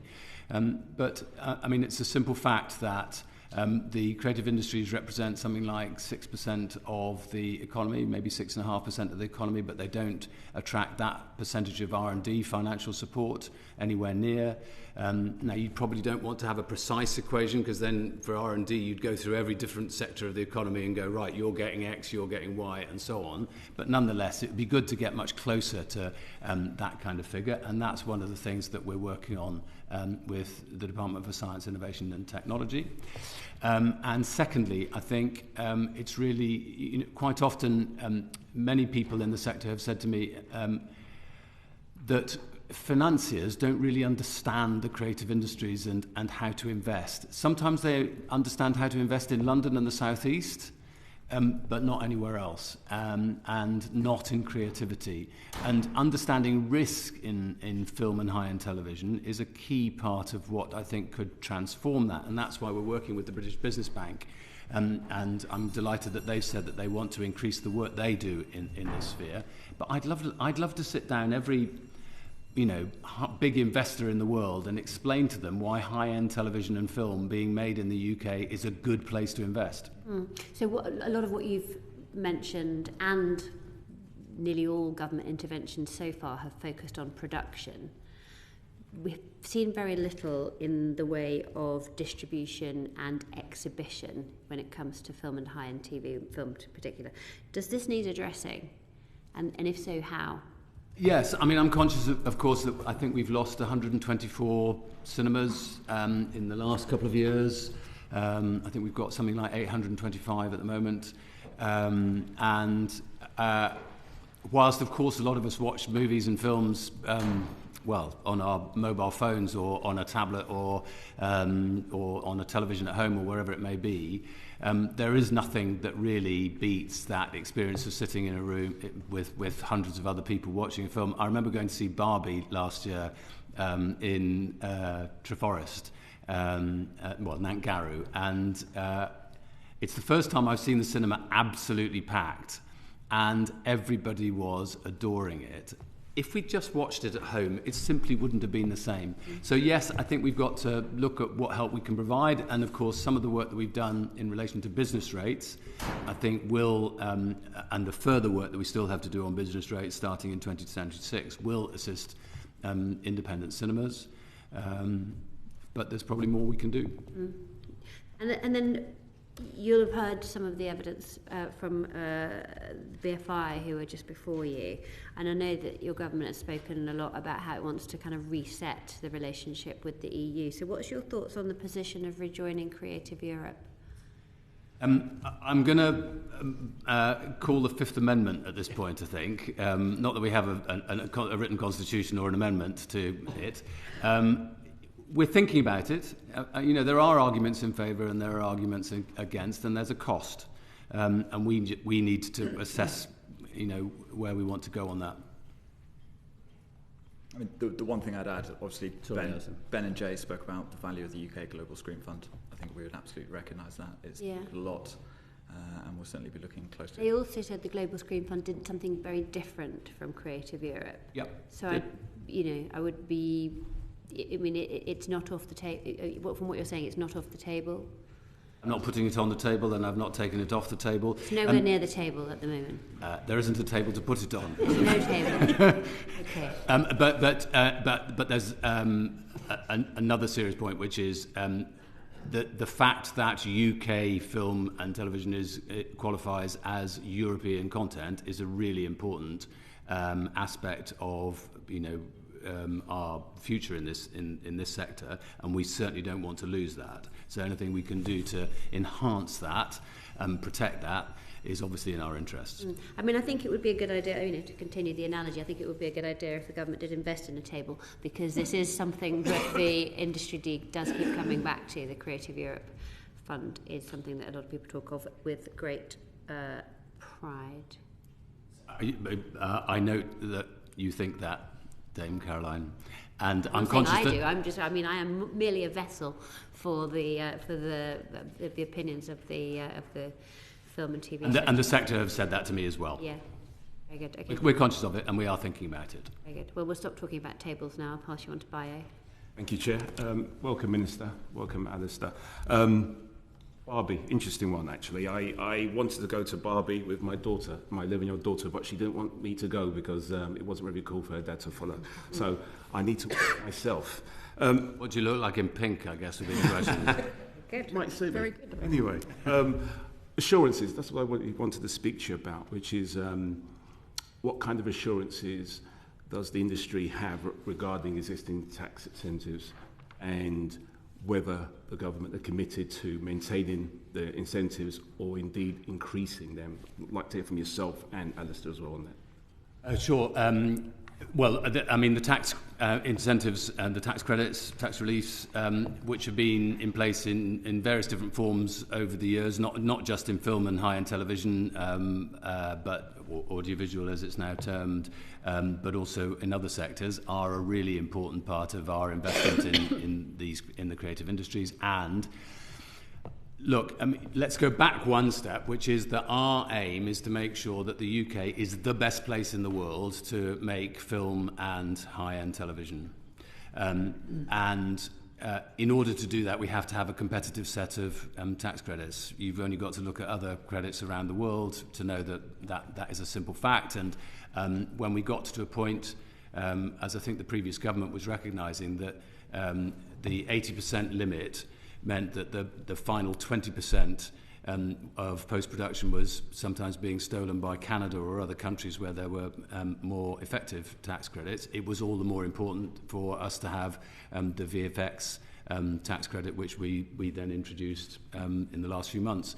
And similarly, we're very proud of the fact that we have managed to put now in place the independent tax credit, independent film tax credit, because we think that will incentivise the kind of movies that reflect not just a world audience, but in particular a British audience as well.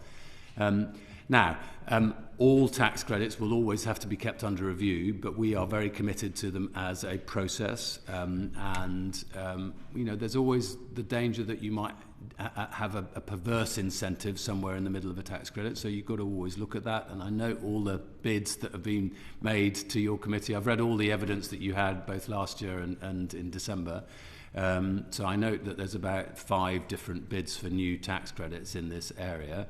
And obviously we'll keep all of those under review. I don't know, Alastair, whether you'd like to add. I think the sector welcomes stability. You don't want to be tweaking them too often. I think stability and certainty is really valuable. The sector welcomes quick administration. So the government announced last week a further 1.5 billion to the BFI certification unit to keep that moving quickly, so that tax certifications work quickly. As I think, Ben, you just heard from Ben Roberts as well, the case for the independent film tax credit was made by evidence and over time. And I think that's what we're always, as the Minister says, keeping tax reliefs under review. But it's on the sector to make the case, and we're always happy to work with them to understand where that evidence lies. Brilliant. 3 words that sort of came out to me: competitiveness, review, and stability. It's a competitive marketplace. We want the UK, as the Minister said, to sort of maintain its, if you like, competitive advantage internationally. How regularly should we be sort of checking the benchmark around our sort of tax incentives? Well, I don't want us to chop and change all the time for the precise reason that Alastair raised, which is if you provide uncertainty, then people will stop making investments into the future. One of the Conclave, I spoke to Danny Cohen after I'd seen Conclave. It's one of his films, and to Tessa Ross, who was involved, and that was an 8-year project. Now, the finance only comes together if you can be certain that you're going to have these kind of tax incentives into the long distance. So the longer we can stick with things and not chop and change, the better. But every year, of course, the Treasury will have a look at whether tax incentives are doing what they're meant to do. Yeah. My final question, I suppose, is around sort of diverse productions. It's one of the sort of creative and cultural assets of this nation. And how do you see your policies directed to supporting, sustaining and nurturing that part of the film ecosystem? One of the things I think that is an extraordinary advantage for us, as with the history that we have and the language that we have and the communities that we have in the UK, is that quite often we are at the crossroads of the nations. And so we can make a film like Slumdog Millionaire in a way that no other country will be able to make. And I think that we need to value that and not undermine it. And diversity comes in many different shapes and forms, of course. As I said in the debate yesterday, Albert Finney and Glenda Jackson were born on the same day. Working class actors, did phenomenally well, achieved some of the best accolades in film and in theatre in their lifetime. Now I want to make sure that you have that diversity of acting talent coming through from whatever demographic. I want to make sure that we're not just telling stories about London and the South East. I represent the Rhondda and Ogmore. We sometimes feel in the Rhondda and Ogmore as if the only things that ever get on television about Wales, unless they're a drug death, relate to Cardiff, Newport and Swansea. So, managing to have that kind of diversity of story coming through is a really important part, I think, of making sure that you've got a strong future. And one of my anxieties, people in my department I think are sick of me using this word, the word serendipity, but there was a time when you just turned up to the cinema because it was the movie that was on. Nowadays, you probably only go to a movie that has been marketed to you because you're the kind of person who's going to like that kind of movie. And my challenge to everybody in the country will be, why don't you go to a movie that hasn't been marketed to you, that you don't think you might enjoy, so that you actually come across something completely unexpected that might change your perceptions. Brilliant. Alastair, is there anything you'd like to come in on that? I mean, just add on the skills. Obviously, I think having a diverse workforce is important to leading to diverse stories. And so, obviously, there's the independent review of the curriculum ongoing. The government in the budget in the autumn announced that the Creative Careers Programme, which is currently £400,000 a year, is going to £3 million next year to broaden that awareness of creative careers, to strengthen that early stage pipeline. And the announcement last week as well about shorter apprenticeships being brought forward to August of this year, particularly recognising the creative industries as a first step to an apprenticeship levy that really works for the nature of the creative industries. These are just a couple of examples, and the BFI does an awful lot as well, and we've heard about Screen Skills, about how the skills base and ensuring that is truly diverse can, again, lead to more diverse stories, and going back to the Minister's points, lead to films and stories that people can really relate to and want to go and see as well. The point about the apprenticeship levy, I think, is really important because, again, if the creative industries are roughly 6 to 7% of the economy, but we're only 2% of the apprenticeships, then something's gone wrong, and that is writ large in film and television because if you're making a film, you're probably a project.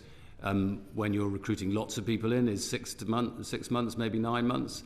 That just hasn't met the historic apprenticeship levy. So I think that's why so many people have said that they're really pleased that we announced last Friday that we will be shortening the period for the skills levy in August of this year. Thank you. Thank you, Chair. Thank you, Bayo. Just on that, then, back to your point about the Rhondda. I'm not sure if I'm pronouncing that properly.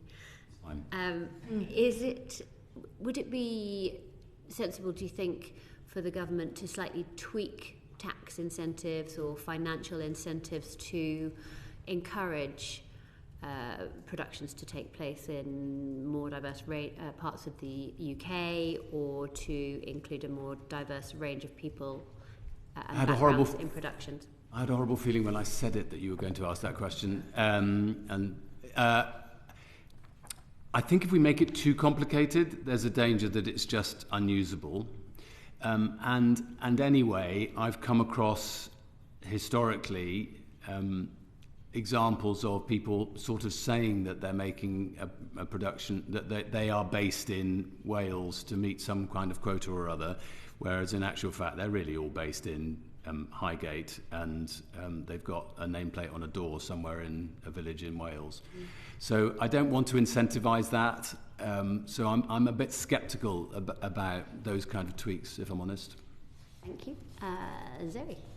Yes, so just continue on the theme of the tax credits. We heard earlier from Ben about kind of the general positivity towards them and how he would start to potentially measure the success. For you, how do you think you evaluate the success, and what are you hoping generally that the tax credits will achieve? Well, in particular, the independent film tax credit, I'm very hopeful that we're going to start hearing about a lot of independent films being made that might not otherwise have been made. I remember sitting down with, I think Grinda Chada got a mention a little bit earlier. I hope I'm going to get this right. But I think she's making her own version of A Christmas Carol at the moment. And she was very hesitant about whether the money was going to come in until the independent film tax credit came into existence. So I think that's the kind of project that fits precisely into this space. And if I might say, Dame Caroline, I want to try and achieve two things at the same time. Cakeism, I think this is what it's called, which is that I want every streamer and multinational corporation in the world to want to come and make big films and high-end television in the UK and use our great, screen skills and our great personnel and keep the intellectual property for themselves. I want to do a chunk of that, but I also want us to make great British films which are about great British stories, which might not necessarily have an enormous international audience, but the IP stays here. I want that mixture of the two, because I think that's the real way that we achieve long-term stability and economic growth in the sector. And that may need some changing in the terms of trade. Do you mind if I just add as well, to demonstrate the point about the ecosystem? Pinewood launching last year an independent film hub is a great example. It is a genuinely world-leading studio, and they are following the tax credit, supporting the development of independent films, and there'll be a lot of cross-collaboration there as well. So, to the Minister's point, but all parts of that ecosystem need to thrive. Thank you. And you yourself mentioned a bit earlier the fact that you've heard from industry how they would like to see some of the tax credits expanded. So we obviously know of all the fantastic British films we've had in the past, but they're often slow burns. They don't kind of make it big in those first weeks in the cinema. Will the government consider a tax credit on advertising costs to support the distribution of independent films and help them reach bigger audiences? Well, I've heard the requests for it. I'm not the Chancellor of the Exchequer, so I'm not going to be making that commitment today. There are good arguments. There are downsides as well. But if you make a film and you can't distribute it, it is a bit of a problem. Interestingly, I think One Life was probably the most financially successful of the smaller films, which was made by Seesaw, I think. And actually had quite a success in France, amongst other places. Now, I hope that more films of that kind will be able to find the same kind of distribution rights that they did. The UK Global Screen Fund does support distribution. And again, just to reiterate the point that Ben Roberts made earlier about the importance of the evidence and the need for industry to come together on that. And do you think that cinemas themselves could be doing more to programme films that tell distinctly British stories? Well, I remember there used to be a row about, because France has always been insisting on quotas for music and film and all that kind of stuff, French films, and then French cinemas have nobody sitting in their cinemas. I'm quite hesitant about telling audiences what they must watch. And also, what is Wicked?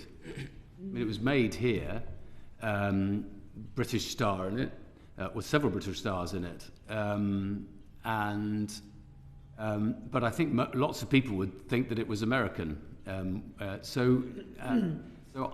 Yes, I do want to see British films, but I think the best way to achieve that is to get great British films made. And one of the biggest difficulties for them has been putting together that financial package. Thank you, Minister. Thank you, Zoe. Can I just ask you, Minister, you said there were downsides to a distribution tax levy. What are the downsides?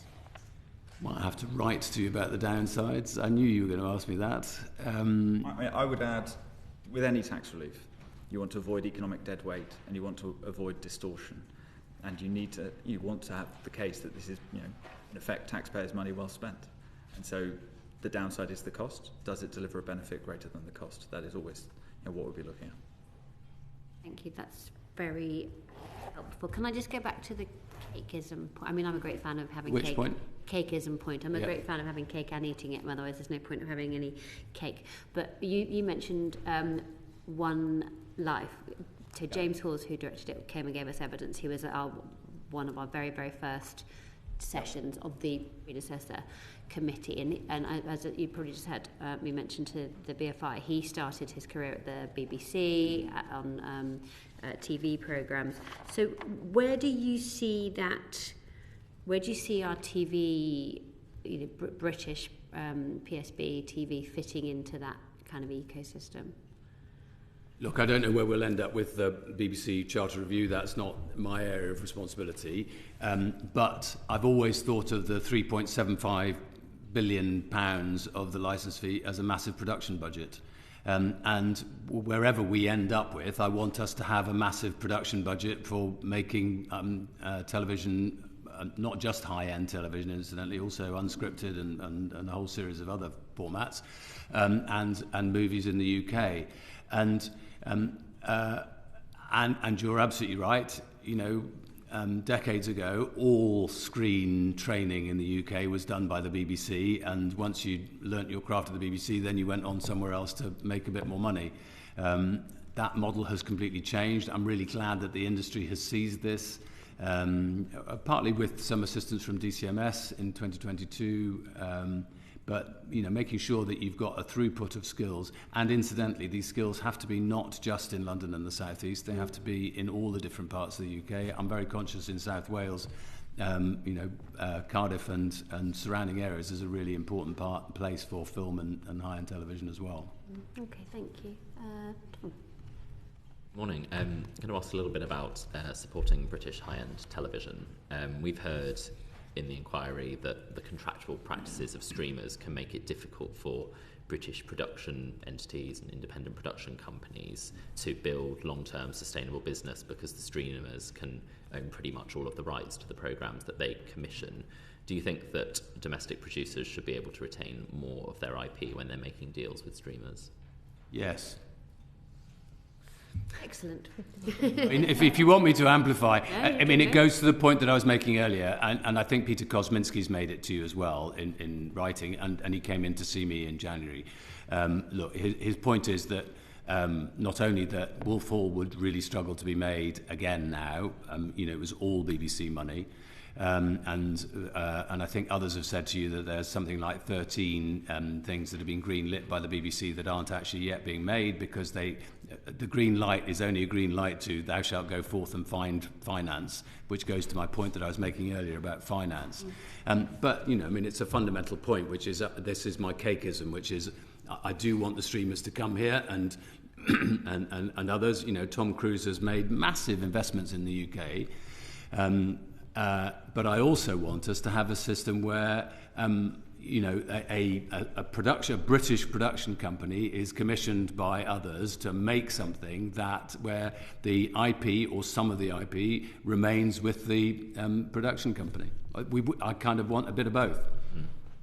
Going back to Peter Kosminski's comments, he's perhaps proposed requiring streamers to contribute to a fund to support public service broadcaster-backed British drama based on the number of subscribers they have. Yeah. Do you think that streamers should do more to support British-made content for British audiences, perhaps, for example, through paying a levy? Well, I'm trying to avoid too many levies, if I possibly can. I'm conscious that, not following on from the recommendation from this committee, we are pushing for the levy on arena tickets to support small music venues. And Peter's made this argument to me, and I know that there are other countries in Europe that do have something similar. But we haven't got any plans at the moment to go down that route ourselves. I note also that Peter Kosminski, I think others have made the argument to you that you should increase the high-end television tax credit. I think he's opposed to that because he thinks that the downside is that would simply be giving more money to the streamers. As I say, it's not for us to write the contracts and the terms of between the streamers and individual production companies in the UK, but I'd like to see more of a mix. Alastair, do you want to?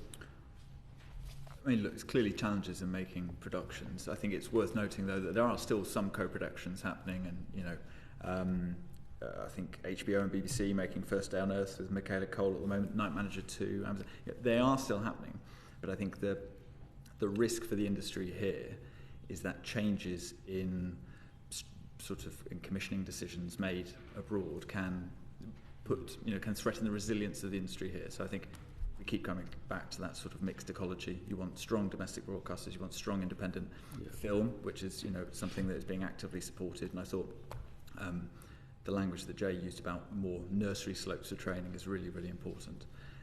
But as the Minister says as well, we want the inward investment. So to get to Dame Caroline's point, cakeism is absolutely the objective. Minister, you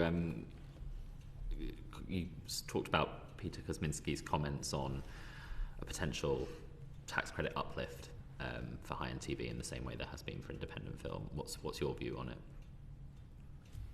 Well, if there's evidence, we'll look at it. At the moment, we're not looking at changing it, but if people come forward with evidence from the sector, then we'll look at it. And the other thing to think about as well is, there are examples of interventions around the world that Peter Kosminski points to.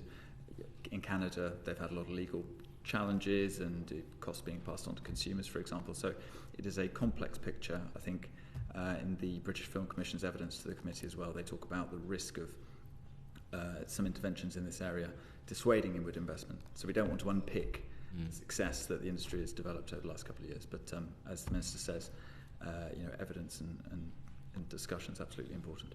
Thank you. And I think Heartstoppers, which is Netflix, is also still produced by a British production company with the rights staying with them, I think. Thank you very much. Rupa. Just wondered, do you think the UK have the right balance between independently owned studios and those that are US owned or leased? We were at Warner Brothers the other day, the Harry Potter one up there. I mean, it was all very nice, but it's headquartered in California. I'm going back to my cakeism point. I want a bit of both, really. Yes, we want,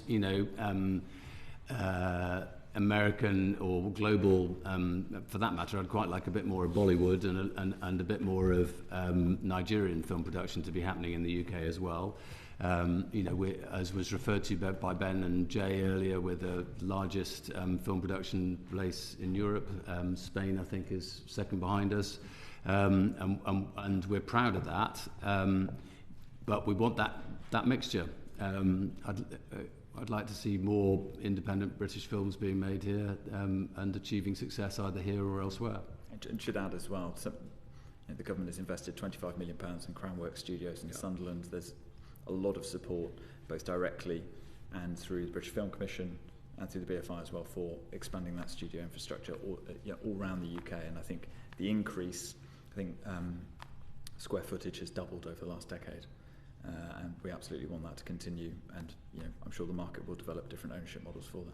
I can't actually find a figure for the square footage of film studio space in Hollywood, but we think that we're pretty much on a par, if not ahead of them. Do you have a figure of how much additional studio space you'd like to see in the next 10 to 5 years? We don't have a fixed figure, no. No. Go on. I was just going to add, I think, in British Film Commission supported programmes, investments, there is potentially another 2 million square foot in the pipeline. But again, that we'll see how that develops. But we've gone from 3 million to 6 million square foot, which is obviously really pleasing. It does feel like everyone's in expansion mode. I think there's a big thing coming in Barking they're expanding where we were last week. Ealing Studios, longest continuous filmmaking. I think the site dates to 1902. Talkies since 1931. No, but Gainsborough didn't survive. It was one from the same era as Ealing was Gainsborough, and it didn't survive. Right. Well, Ealing thrives. It's doubling. I think I went to see the plans. I think an earlier extant thing was dumped. It was going to be on CGI. But instead they want more and more stages. But it's worth saying, I think, that they do a multiplicity of different things on some of these sound stages, whether it's dubbing or it's, at Pinewood, obviously, they've got the massive water tank, which... Yeah, we've seen that as well. In Bond movies and things like that. So having that, and as Alastair referred to, I mean, I think it's really impressive that Pinewood have set aside a specific part of Pinewood for independent film. It does seem a little bit sad that, so we found out this last week on our trip, Tour de France, so there's other things on the site of Ealing Studios. So there's a makeup school, there's a Met Films school, lots of other stuff going on, and it all feeds into each other. Tour de France, I know it doesn't sound like high-end TV, but it's something going from ITV. So there's a post-production company, Timeline, on that Ealing Studios site who used to do all the extra bits with Tour de France. It's going to Warner, as we found out, so they'll do it all there. So it does feel sometimes these Americans are hoovering up things that we used to do very well. Well, the argument, as I said earlier, previously was that a lot of post-production was going to Canada, actually, because their tax credit was more competitive. And that's one of the reasons that we moved ahead with the VFX tax credit. So that is precisely the reason why I think we need to keep these things under review whilst trying to provide as much continuity as possible. Yeah, I mean, I think Leavesden is a whole big ecosystem, so they can do it all in-house when that goes. I mean, I'd just make a little plea. Chris, I know you said it feels in the Rhondda that everything's either in London or the southeast or at best Cardiff. Outer London is not the same as the streets paved with gold in central London. So, I mean, just as a constituency MP, I've seen things like there was a company, Pixie Pixel, in my seat that hired out equipment. And then when all the levelling up stuff happened, London was defavorised. So they had to stop supplying a series in Brighton, an ITV show called Grace.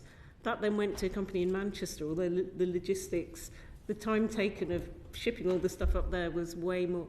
They've gone under, I heard the other week. So I hope you guys can do things on more sensible bases than just south bad, north good. That is certainly not, in my mind, south bad, north good, or any other version of it.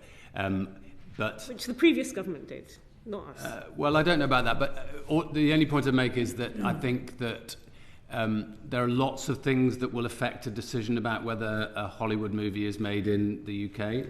Tom Cruise, has, as I said earlier, committed, it must be something in the region of £6 billion, I think, in recent years in the UK. And one of those things sometimes is whether there's a really good hotel for all the cast to stay in.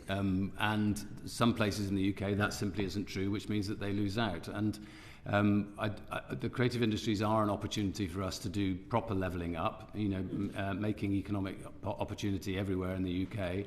And I do still have this concern that if you go into any primary school in the land or any secondary school in the land and ask all the 13-year-olds, what do you want to do when you grow up? The truth is that 1 in 14 of them will go into the creative industries. But how many of them will actually know that going into screen is really a possibility for them? What does a career path look like for that, as opposed to a career path for being a doctor or a chemist or whatever it may be? And that's one of the things that we're working with the industry to transform. Is the government confident that the hoped for increase in independent film production will be catered by our existing infrastructure, or will you incentivise new studio space? I mean, it feels like everything's in expansion. Is it a case of build it and they will come, or are we going to reach a saturation point ever? Well, there was an element of... Well, there were two things. I mean, first of all, obviously, we had a massive explosion because of COVID. And then we had a very sudden contraction because of A, the end of COVID, and B, the strike in the United States and concerns about AI. And so there was a point last year when, in relation to cinemas, for instance, all the cinema companies were saying to me, we're not going to have anything to show. We're really worried that we're going to have a terrible year because there just isn't enough to exhibit. And they were saved, really, by Oppenheimer and by Barbie, is what many of them have said to me.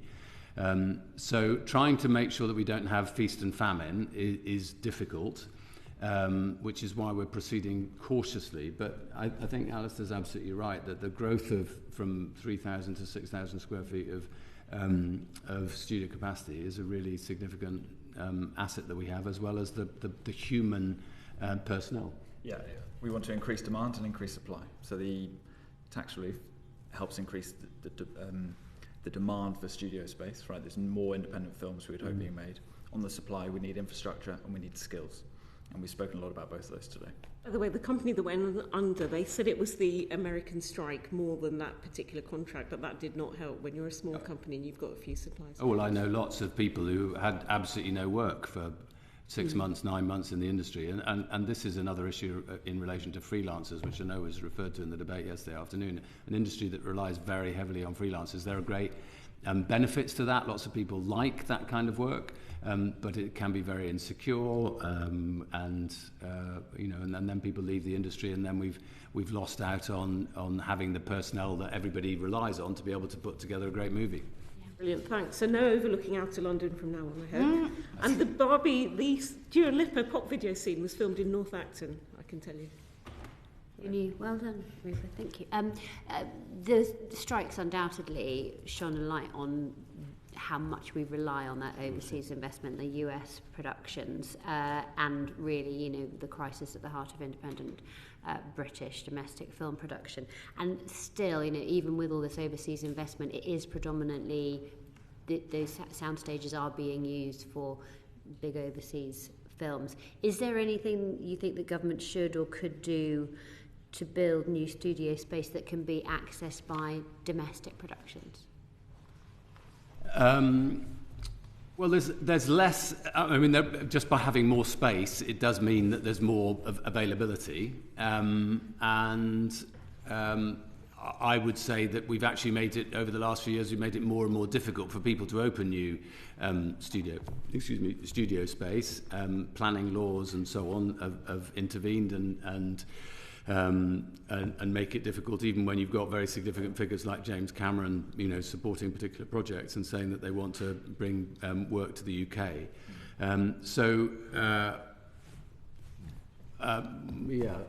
as I say, Pinewood have specifically set aside space on different rates, incidentally, from their international rates for independent films. I think that's important. And there's different levels of demand, isn't there? So that you've got the big blockbusters, they will want a certain kind of studio space that we now in this country have a lot more than we previously did. Smaller productions don't need, dramatically large aircraft hangar type things. They need smaller, more flexible spaces. And we've done a lot, particularly through the British Film Commission, to increase that kind of studio space. So if you go to Bottle Yard Studios in Bristol, for example, the flexibility of the space allied to what the whole country has is different locations. What not all parts of the country have is the infrastructural skills. Yeah. So if you make sure that all parts of the country do have that support, then there's a lot more opportunity for independent films to be made. And Wolf Hall was made on 82 days on location in 82 different venues, and many of them historic sites. The cast all tell me they were absolutely freezing from day one until the very end. And incidentally, I mesh this with our tourism strategy as well, because lots of British international visitors to the UK want to see places where films that they've heard of were made.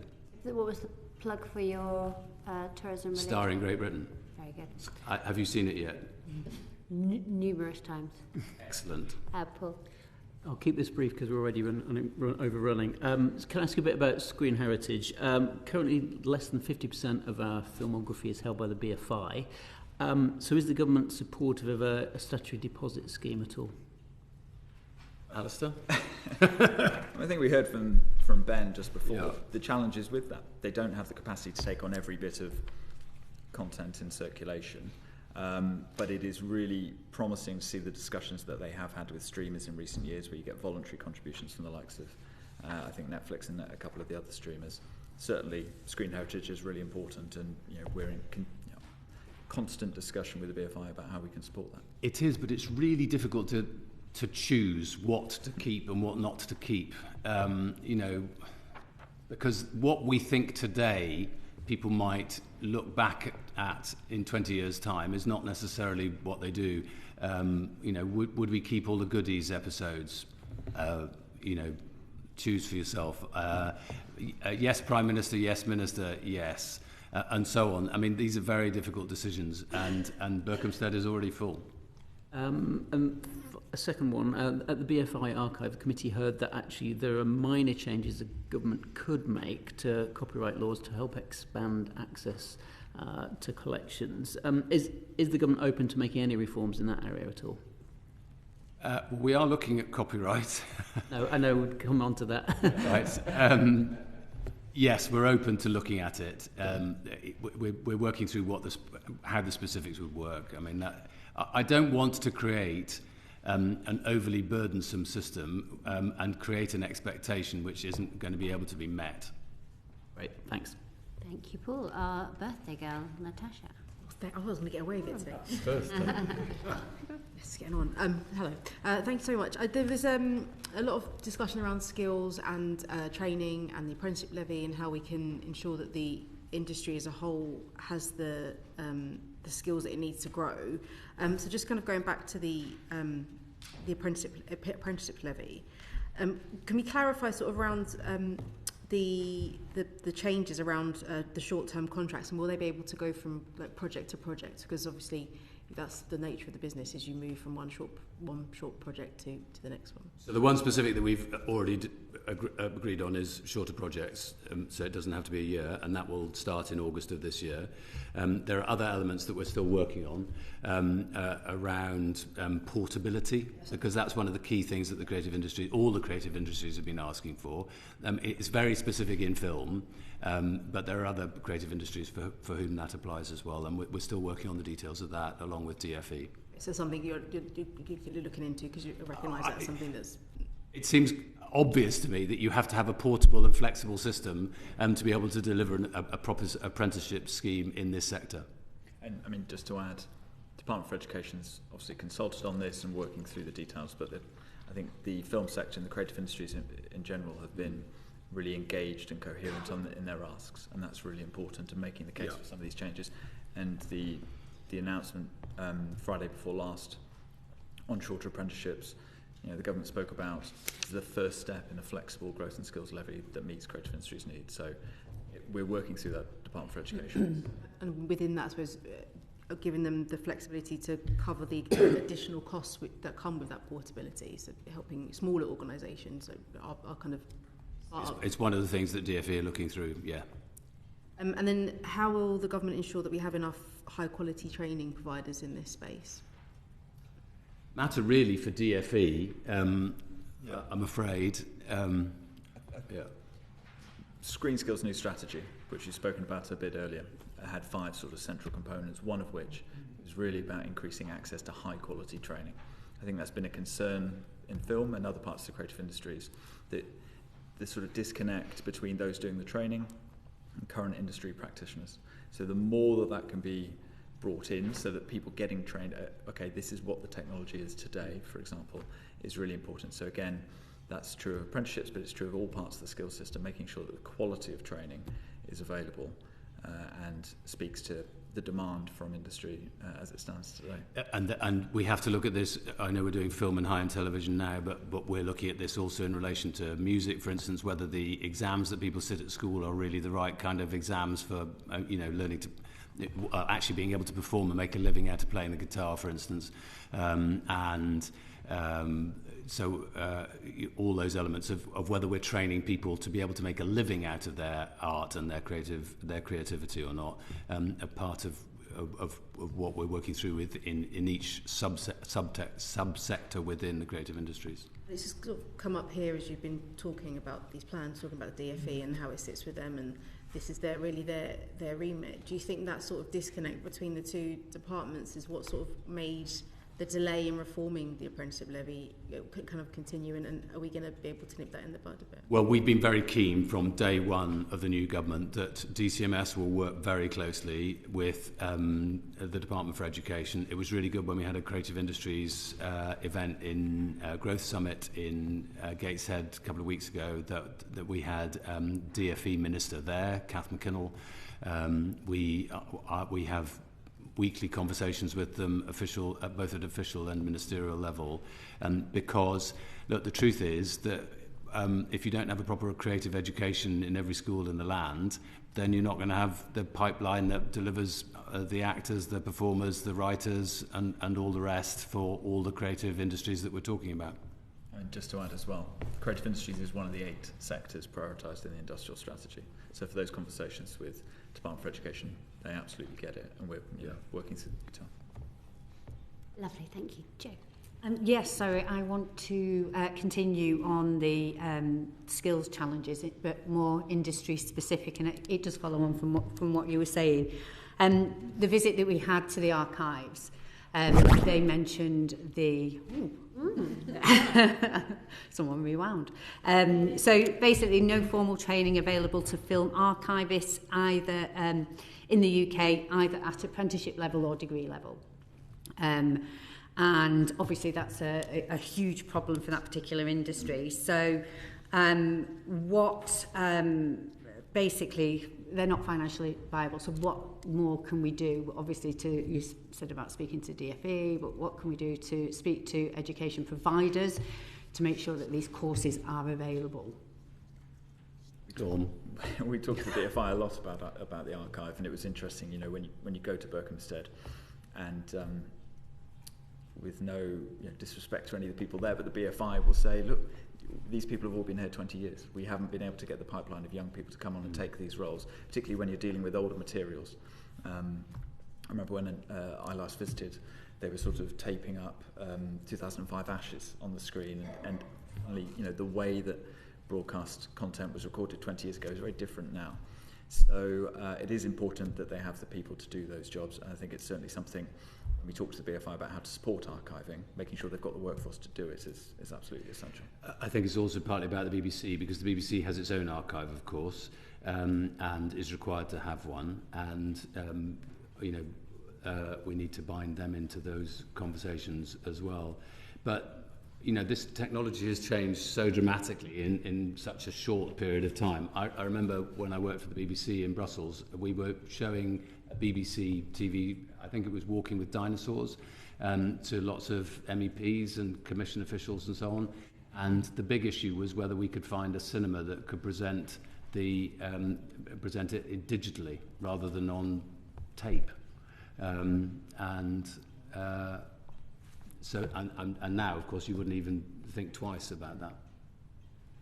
So similarly, independent cinema, they argue that the exhibition has historically been ignored when it came to public funding for skills and development. So just 2.6% of Screen Skills funding has supported skills in the exhibition sector. So how can government address that?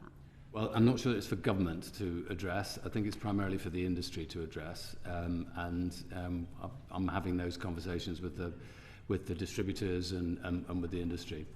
How effective do you think that Screen Skills, as an industry-wide skills body, is?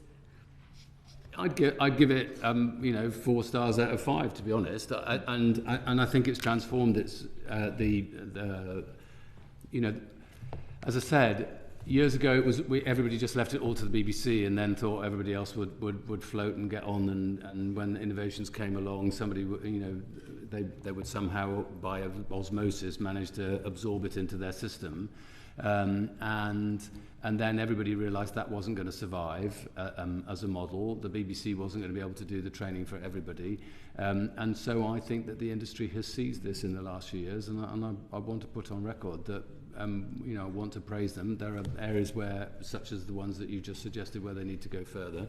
But honestly, I think they've made very significant advances. Alastair's been very closely involved in this for the last few years, and maybe... Yeah, and they've Their new strategy is really important. I think Laura has come in as chief executive and really gripped the challenge that was set to them by industry. You know, there was that challenge about fragmentation, lack of coordination.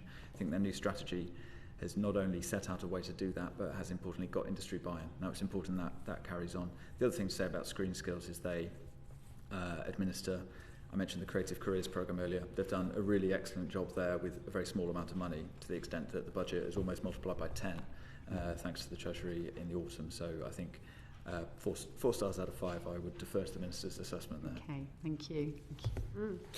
Liz. Thank you, Chair. Retention is a significant issue in film and high-end TV, and growing numbers of people are considering leaving the industry. So what is the DCMS doing to stamp out poor working practices in film and the high-end TV sectors? Well, there's a whole series of things which are not specific to DCMS but apply across every sector. You know, I've already referred to the issues that we have in relation to freelancers and the fact that it's a very freelancer-heavy industry. I think some of the problems that we've had in the last 12 to 18 months have related to the strike in the United States of America and the kind of collapse after COVID, which has made it very difficult for people to consider staying in the industry because they've literally had no work at all. But I'm very optimistic about this year and future years. There are some areas of practices in the industry which have had to change and still haven't quite changed enough. That's why I support the work of CIISA, led by Jen Smith and Baroness Helena Kennedy. Now, I know that there are some people in the industry who think that they've done all their work on these issues. I just don't think that's true. I've spoken to actors who've been in the industry for a long, long time, who say some of the sex scenes that they did, 20 years ago, before intimacy coordinators and so on were introduced, and before the industry sort of woke up, were atrocious, really, absolutely atrocious. And I'm glad that that's changed, but I think there will always still be work to be done because it's an industry with very high levels of patronage from senior figures deciding on the future of somebody's career on their signature and on their say-so, and that puts bad temptations in the way of bad people, and that's why I think it's important that the whole industry continues to take this really seriously. So what sort of action is the department prepared to take against companies that do not fully get behind CIISA, and could it compel them to financially contribute, for example? Well, we could. We've been thinking about ways in which we could do that. It's not as simple as it might seem. I think I read in one of the submissions that you've had that there was a suggestion that the tax credits could be only applied to companies that signed up. We're sort of looking through the legal niceties of all of that, and at the moment it seems quite complicated. But look, I mean, I want to encourage every single company to participate, and I had a round table, this is actually more than a year ago, where quite senior figures in the industry were brought together, and they all said, oh no, I don't know why you're bothering about this. And I said, can I just point out to you that there's one woman in a room of 14, and maybe if it was the other way around, people might take a different view. Absolutely. The US strikes highlighted the precarity of employment in the industry. How can we ensure that our workforce is less exposed to fluctuations in the US market? Well, I mean, one of the main things, and I think that the independent film tax credit will help with this, is that we need to make sure that we're making British content as well. Secondly, we need to make sure that British content can be exported well around the world so that it makes money. Thirdly, we need to have strong public service broadcasters who are engaged and invested in this territory. I mean, Channel 4 used to be absolutely central to the British film industry. It's struggled financially in recent years to be able to make the impact that it did in the past. The BBC's £3.75 billion from the licence fee, I think I'm getting that right, is nowhere near what Sky has to spend every year, for instance, on content in the UK. So making sure that you have that mixed economy is the best way of making sure that we're not entirely reliant on what happens on the other side of the Atlantic. And I am serious about this issue about Nigeria and India. You know, these are two countries with whom we have very strong historic relations and good artistic relations. I'd like to build on that in terms of our film industry too. Thank you. Thank you very much. And then James, please. Thank you. Hi, Minister. Hi, Alastair. Thanks for your debate yesterday. It was brilliant, very enjoyable. A couple of quick questions before on to the issue of artificial intelligence. Just, you mentioned the BBC. Are you, like me, pleased that it's no longer a political football and that we've taken some of the heat out of the conversation around the BBC when it comes to licence, and so that they can get on with making the quality programmes that you've referred to? I'd love to make Alastair answer that question, but he's smiling at me and saying it's my job. Look, I think it is still a political football, but look, I mean, the BBC is one of the greatest cultural institutions the world has. Yeah. Fact. Yeah. Renowned around the world, sometimes given credit for things that it hasn't even made, but because they're British. And just as there's a whole load of, you know, things that, you know, authors and others from our history that I think, you know, we want to celebrate, so I want us to retain a strong BBC in whatever shape that may be. It needs to be a version that works for the future. I'm fearing that I'm straying into the territory of the Secretary of State's responsibilities rather than mine. Okay. And you were in very shortly into the conversations I was having with our previous witnesses around the larger piece of lottery funding share. Do you think there's a case that after 25 years, the 2.7% of the lottery funding that the BFI receive should be looked at in the round, not least because they intend to come to the government direct and ask for state funding? Yeah, well, obviously the BFI gets income from itself. It gets from, you know, showing films and stuff, and it gets income from grant and aid, and it gets income from the lottery. And it's that mixture which I think renders it some £157 million a year, something like that. If I've got that figure wrong, we'll write to you and say 127. And of course the BFI, as I heard earlier, was asking for more, and a lot of people are asking the department for more money. I fully understand that, and I have to keep saying to everybody it's a very straitened set of financial circumstances and money that go. Now, if we were to restructure the good causes from the lottery, and there are arguments for that, the danger is, where do you take the money from? Do you take it from Arts Council England? Do you take it from Heritage Lottery? Sport and civil society? Thank you. I guess with the change of operator and the time passed since the original configuration, there'd be quite a compelling case to revisit it, not least if they're coming cap in hand to government. Well, so Alwyn have said that they expect significant increase in the amount of money that they're going to be sending on, and obviously that's good news. I think I'm working from memory now, which is that I think they've said that they've already pushed back when that additional money is going to be coming down the line. And we haven't said that we're going to review the list of good causes, but if you were going to, it's not for me to tell the committee what to do, but if you were to make a recommendation in this space, it'd be really helpful if you could tell us where you think the extra money should come from. Great, thank you. On the issue of artificial intelligence, as we discussed yesterday in the debate, the UK has one of the best copyright regimes in the world, which stimulates innovation and growth. So I ask, how is the proposed model's undermining of creators' copyright compatible with government intentions for growth, specifically in film and high-end TV? So copyright obviously works differently in all the different sectors that are covered by the creative industries, but you're absolutely right. Since Queen Anne and 1710 and then Dickens, We've had a very strong understanding of copyright in the UK. It's slightly different from French understanding under the Napoleonic Code and its concept of droit d'auteur. But we have also shared under international treaties a common understanding of the rights of creators in their own rights, both moral rights and economic rights. And I stand full square behind wanting to make sure that creators are remunerated for the work that they have produced.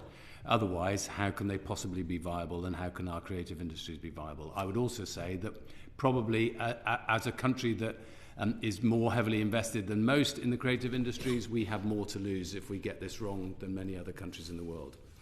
And that's why I'm absolutely serious in saying that in our consultation we are trying to deliver several things at the same time. And I hear people tell me that this is impossible, but I'm still determined to try and get there. This is back to my cakeism. Number one, I want to make sure that more content that has been created by people and is intellectual and is copyright protected is licensed by those who want to use it, and therefore that creators are remunerated. Secondly, I want to make sure that they have increased control, because at the moment the only people who have control over their rights are those who are able to pursue those rights in the courts, and that is an expensive business. Getty Images, I spoke with them yesterday afternoon.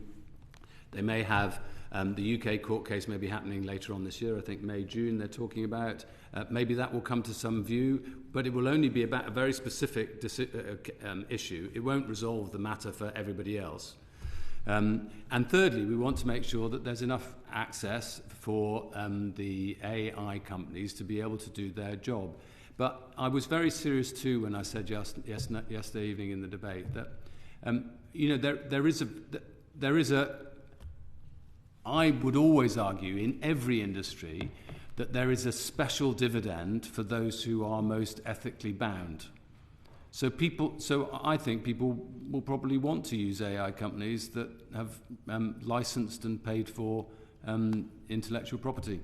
And that's the kind of incentivizing that we want to pursue through the process of the consultation.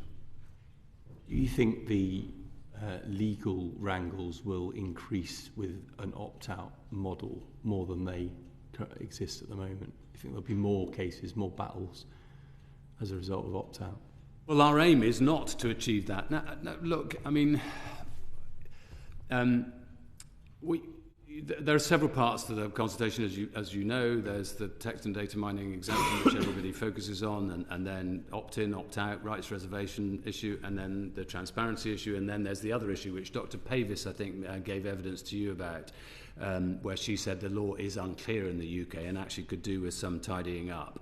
And that is in relation to, copies or things that pretend to be David Attenborough for all eternity, so that he would be the person who's forever presenting every TV programme forever without necessarily his consent, which would not be legal in California but would be legal in the UK.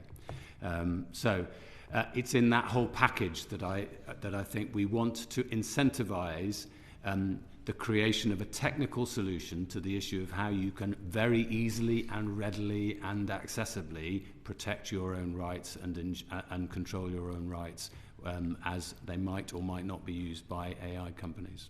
Thank you. I think since you mentioned, I'm happy to hand over, Paul.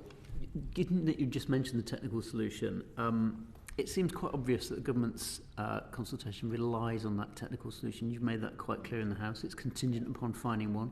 You said the AI and the tech industry should come up with one.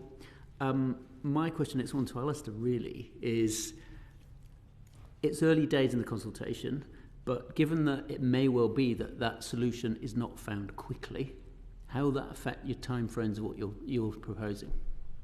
The consultation says we won't proceed until there is confidence about a technical solution. So I think that is somewhat open-ended, but I think there is shared interest in finding a solution as quickly as possible, and that's what the consultation is trying to achieve.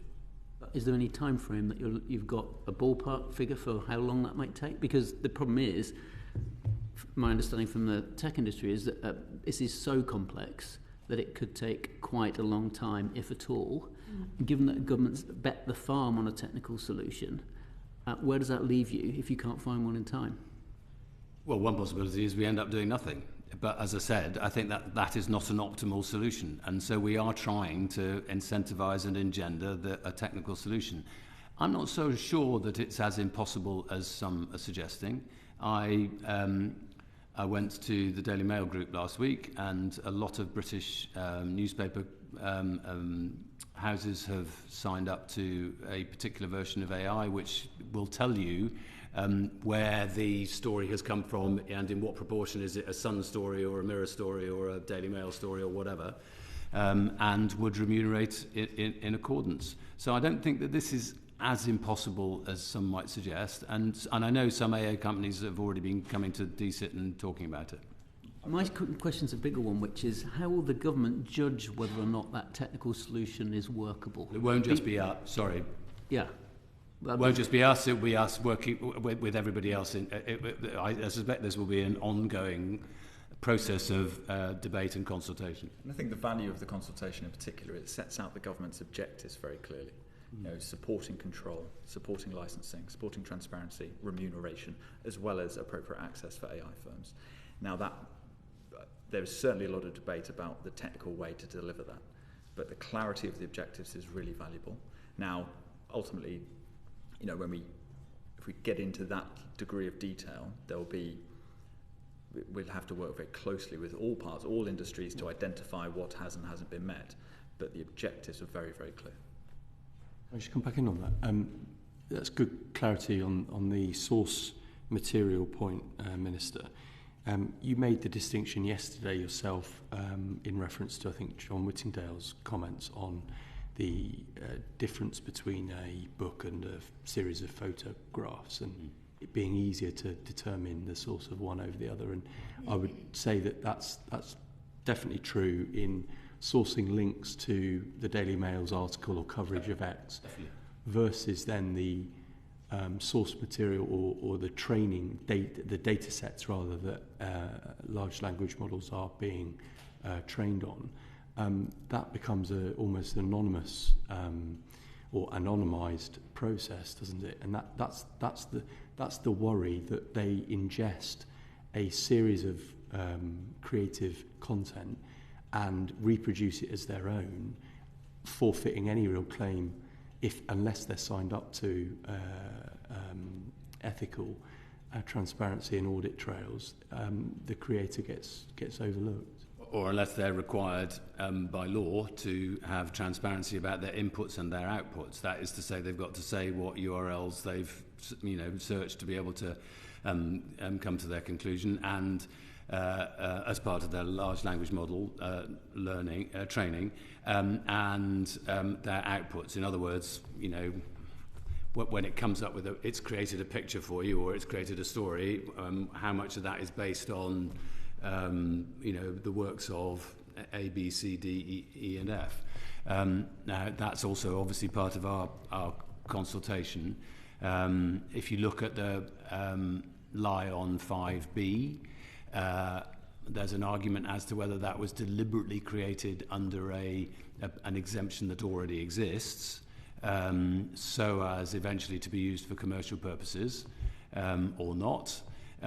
But is it impossible to be able to tell, to be transparent about, what was ingested? I would think not. But if you can be, there's one thing about being transparent of what's ingested, and I think we all want to see that.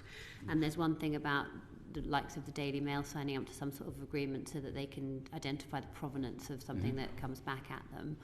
But you've still got the issue of the licensing deal that needs to go between the AI companies and the creators, that needs to make sure that the creators are reimbursed for their work. And that's, that takes us back to the status quo. That's where we are at the moment. We already have copyright legislation in place, and that's where the legal battles are ongoing, because people are not, there are crawlers over their content and they're not being reimbursed for stuff that they've created. So how does that actually get us any, with all the transparency, all the technology that can identify provenance, how does that actually get us any further forward than we are now? Well, I just think, and just on top of that, Chair, it's also about consent, isn't it? Because the thing that separates us between us and the machines, that we get to consent to what we do with ourselves and with our content. If someone might not just want to have their content used, so where is the consent in that? There isn't, is there? Indeed, economic and moral rights have always been part of the kind of combination that makes for copyright. And so your consent and your remuneration, they're two separate things. And of course, copyright has always had a series of different exemptions for all sorts of different purposes. But as I say, my biggest anxiety is if we do nothing, a few more licensing agreements may be reached. I know those who have already signed licensing agreements, and they say that they're for relatively paltry amounts of money. The danger is that all British content will be scraped, ingested, whichever word you want to use, in another territory, and then won't, and AI companies in the UK won't be able to prosper. And nobody will get remunerated at all. So I think the status quo doesn't serve the creative industries. I'm not sure I buy that argument though, because it's a bit like the Online Safety Act. The Online Safety Act, you could equally say that harmful content that's created over extraterritorially, we can't govern it in the UK, but the Online Safety Act, bans that kind of content in the UK, no matter where it's created, and has the opportunity to take legal action against people extraterritorially. And you could do the same with this. No matter where something is scraped, it cannot be used in the UK without the permission. That already requires legislation in relation to the territoriality issue. That's my point. The status quo is just doing nothing isn't an option for us. The question is what package of... Sorry. So why not make the copyright system better, stronger, rather than undermining it by giving away people? That's precisely our intention. On that point, you mentioned Dr. Parvey. Can I just ask you, she told us in evidence that an opt-out model would likely breach international IP treaties. Are you confident, is the government confident that you won't be breaching any international treaties with your approach? Well, I presume she considers, therefore, that the EU is already in breach. I don't remember. She does, yeah. Look, in the best of all possible worlds, the major economic blocs, the United States of America, ourselves, Canada, Australia, New Zealand, and Europe, at least all proceed together in the same direction. That's the best way of proceeding. We're trying to navigate our way through that process.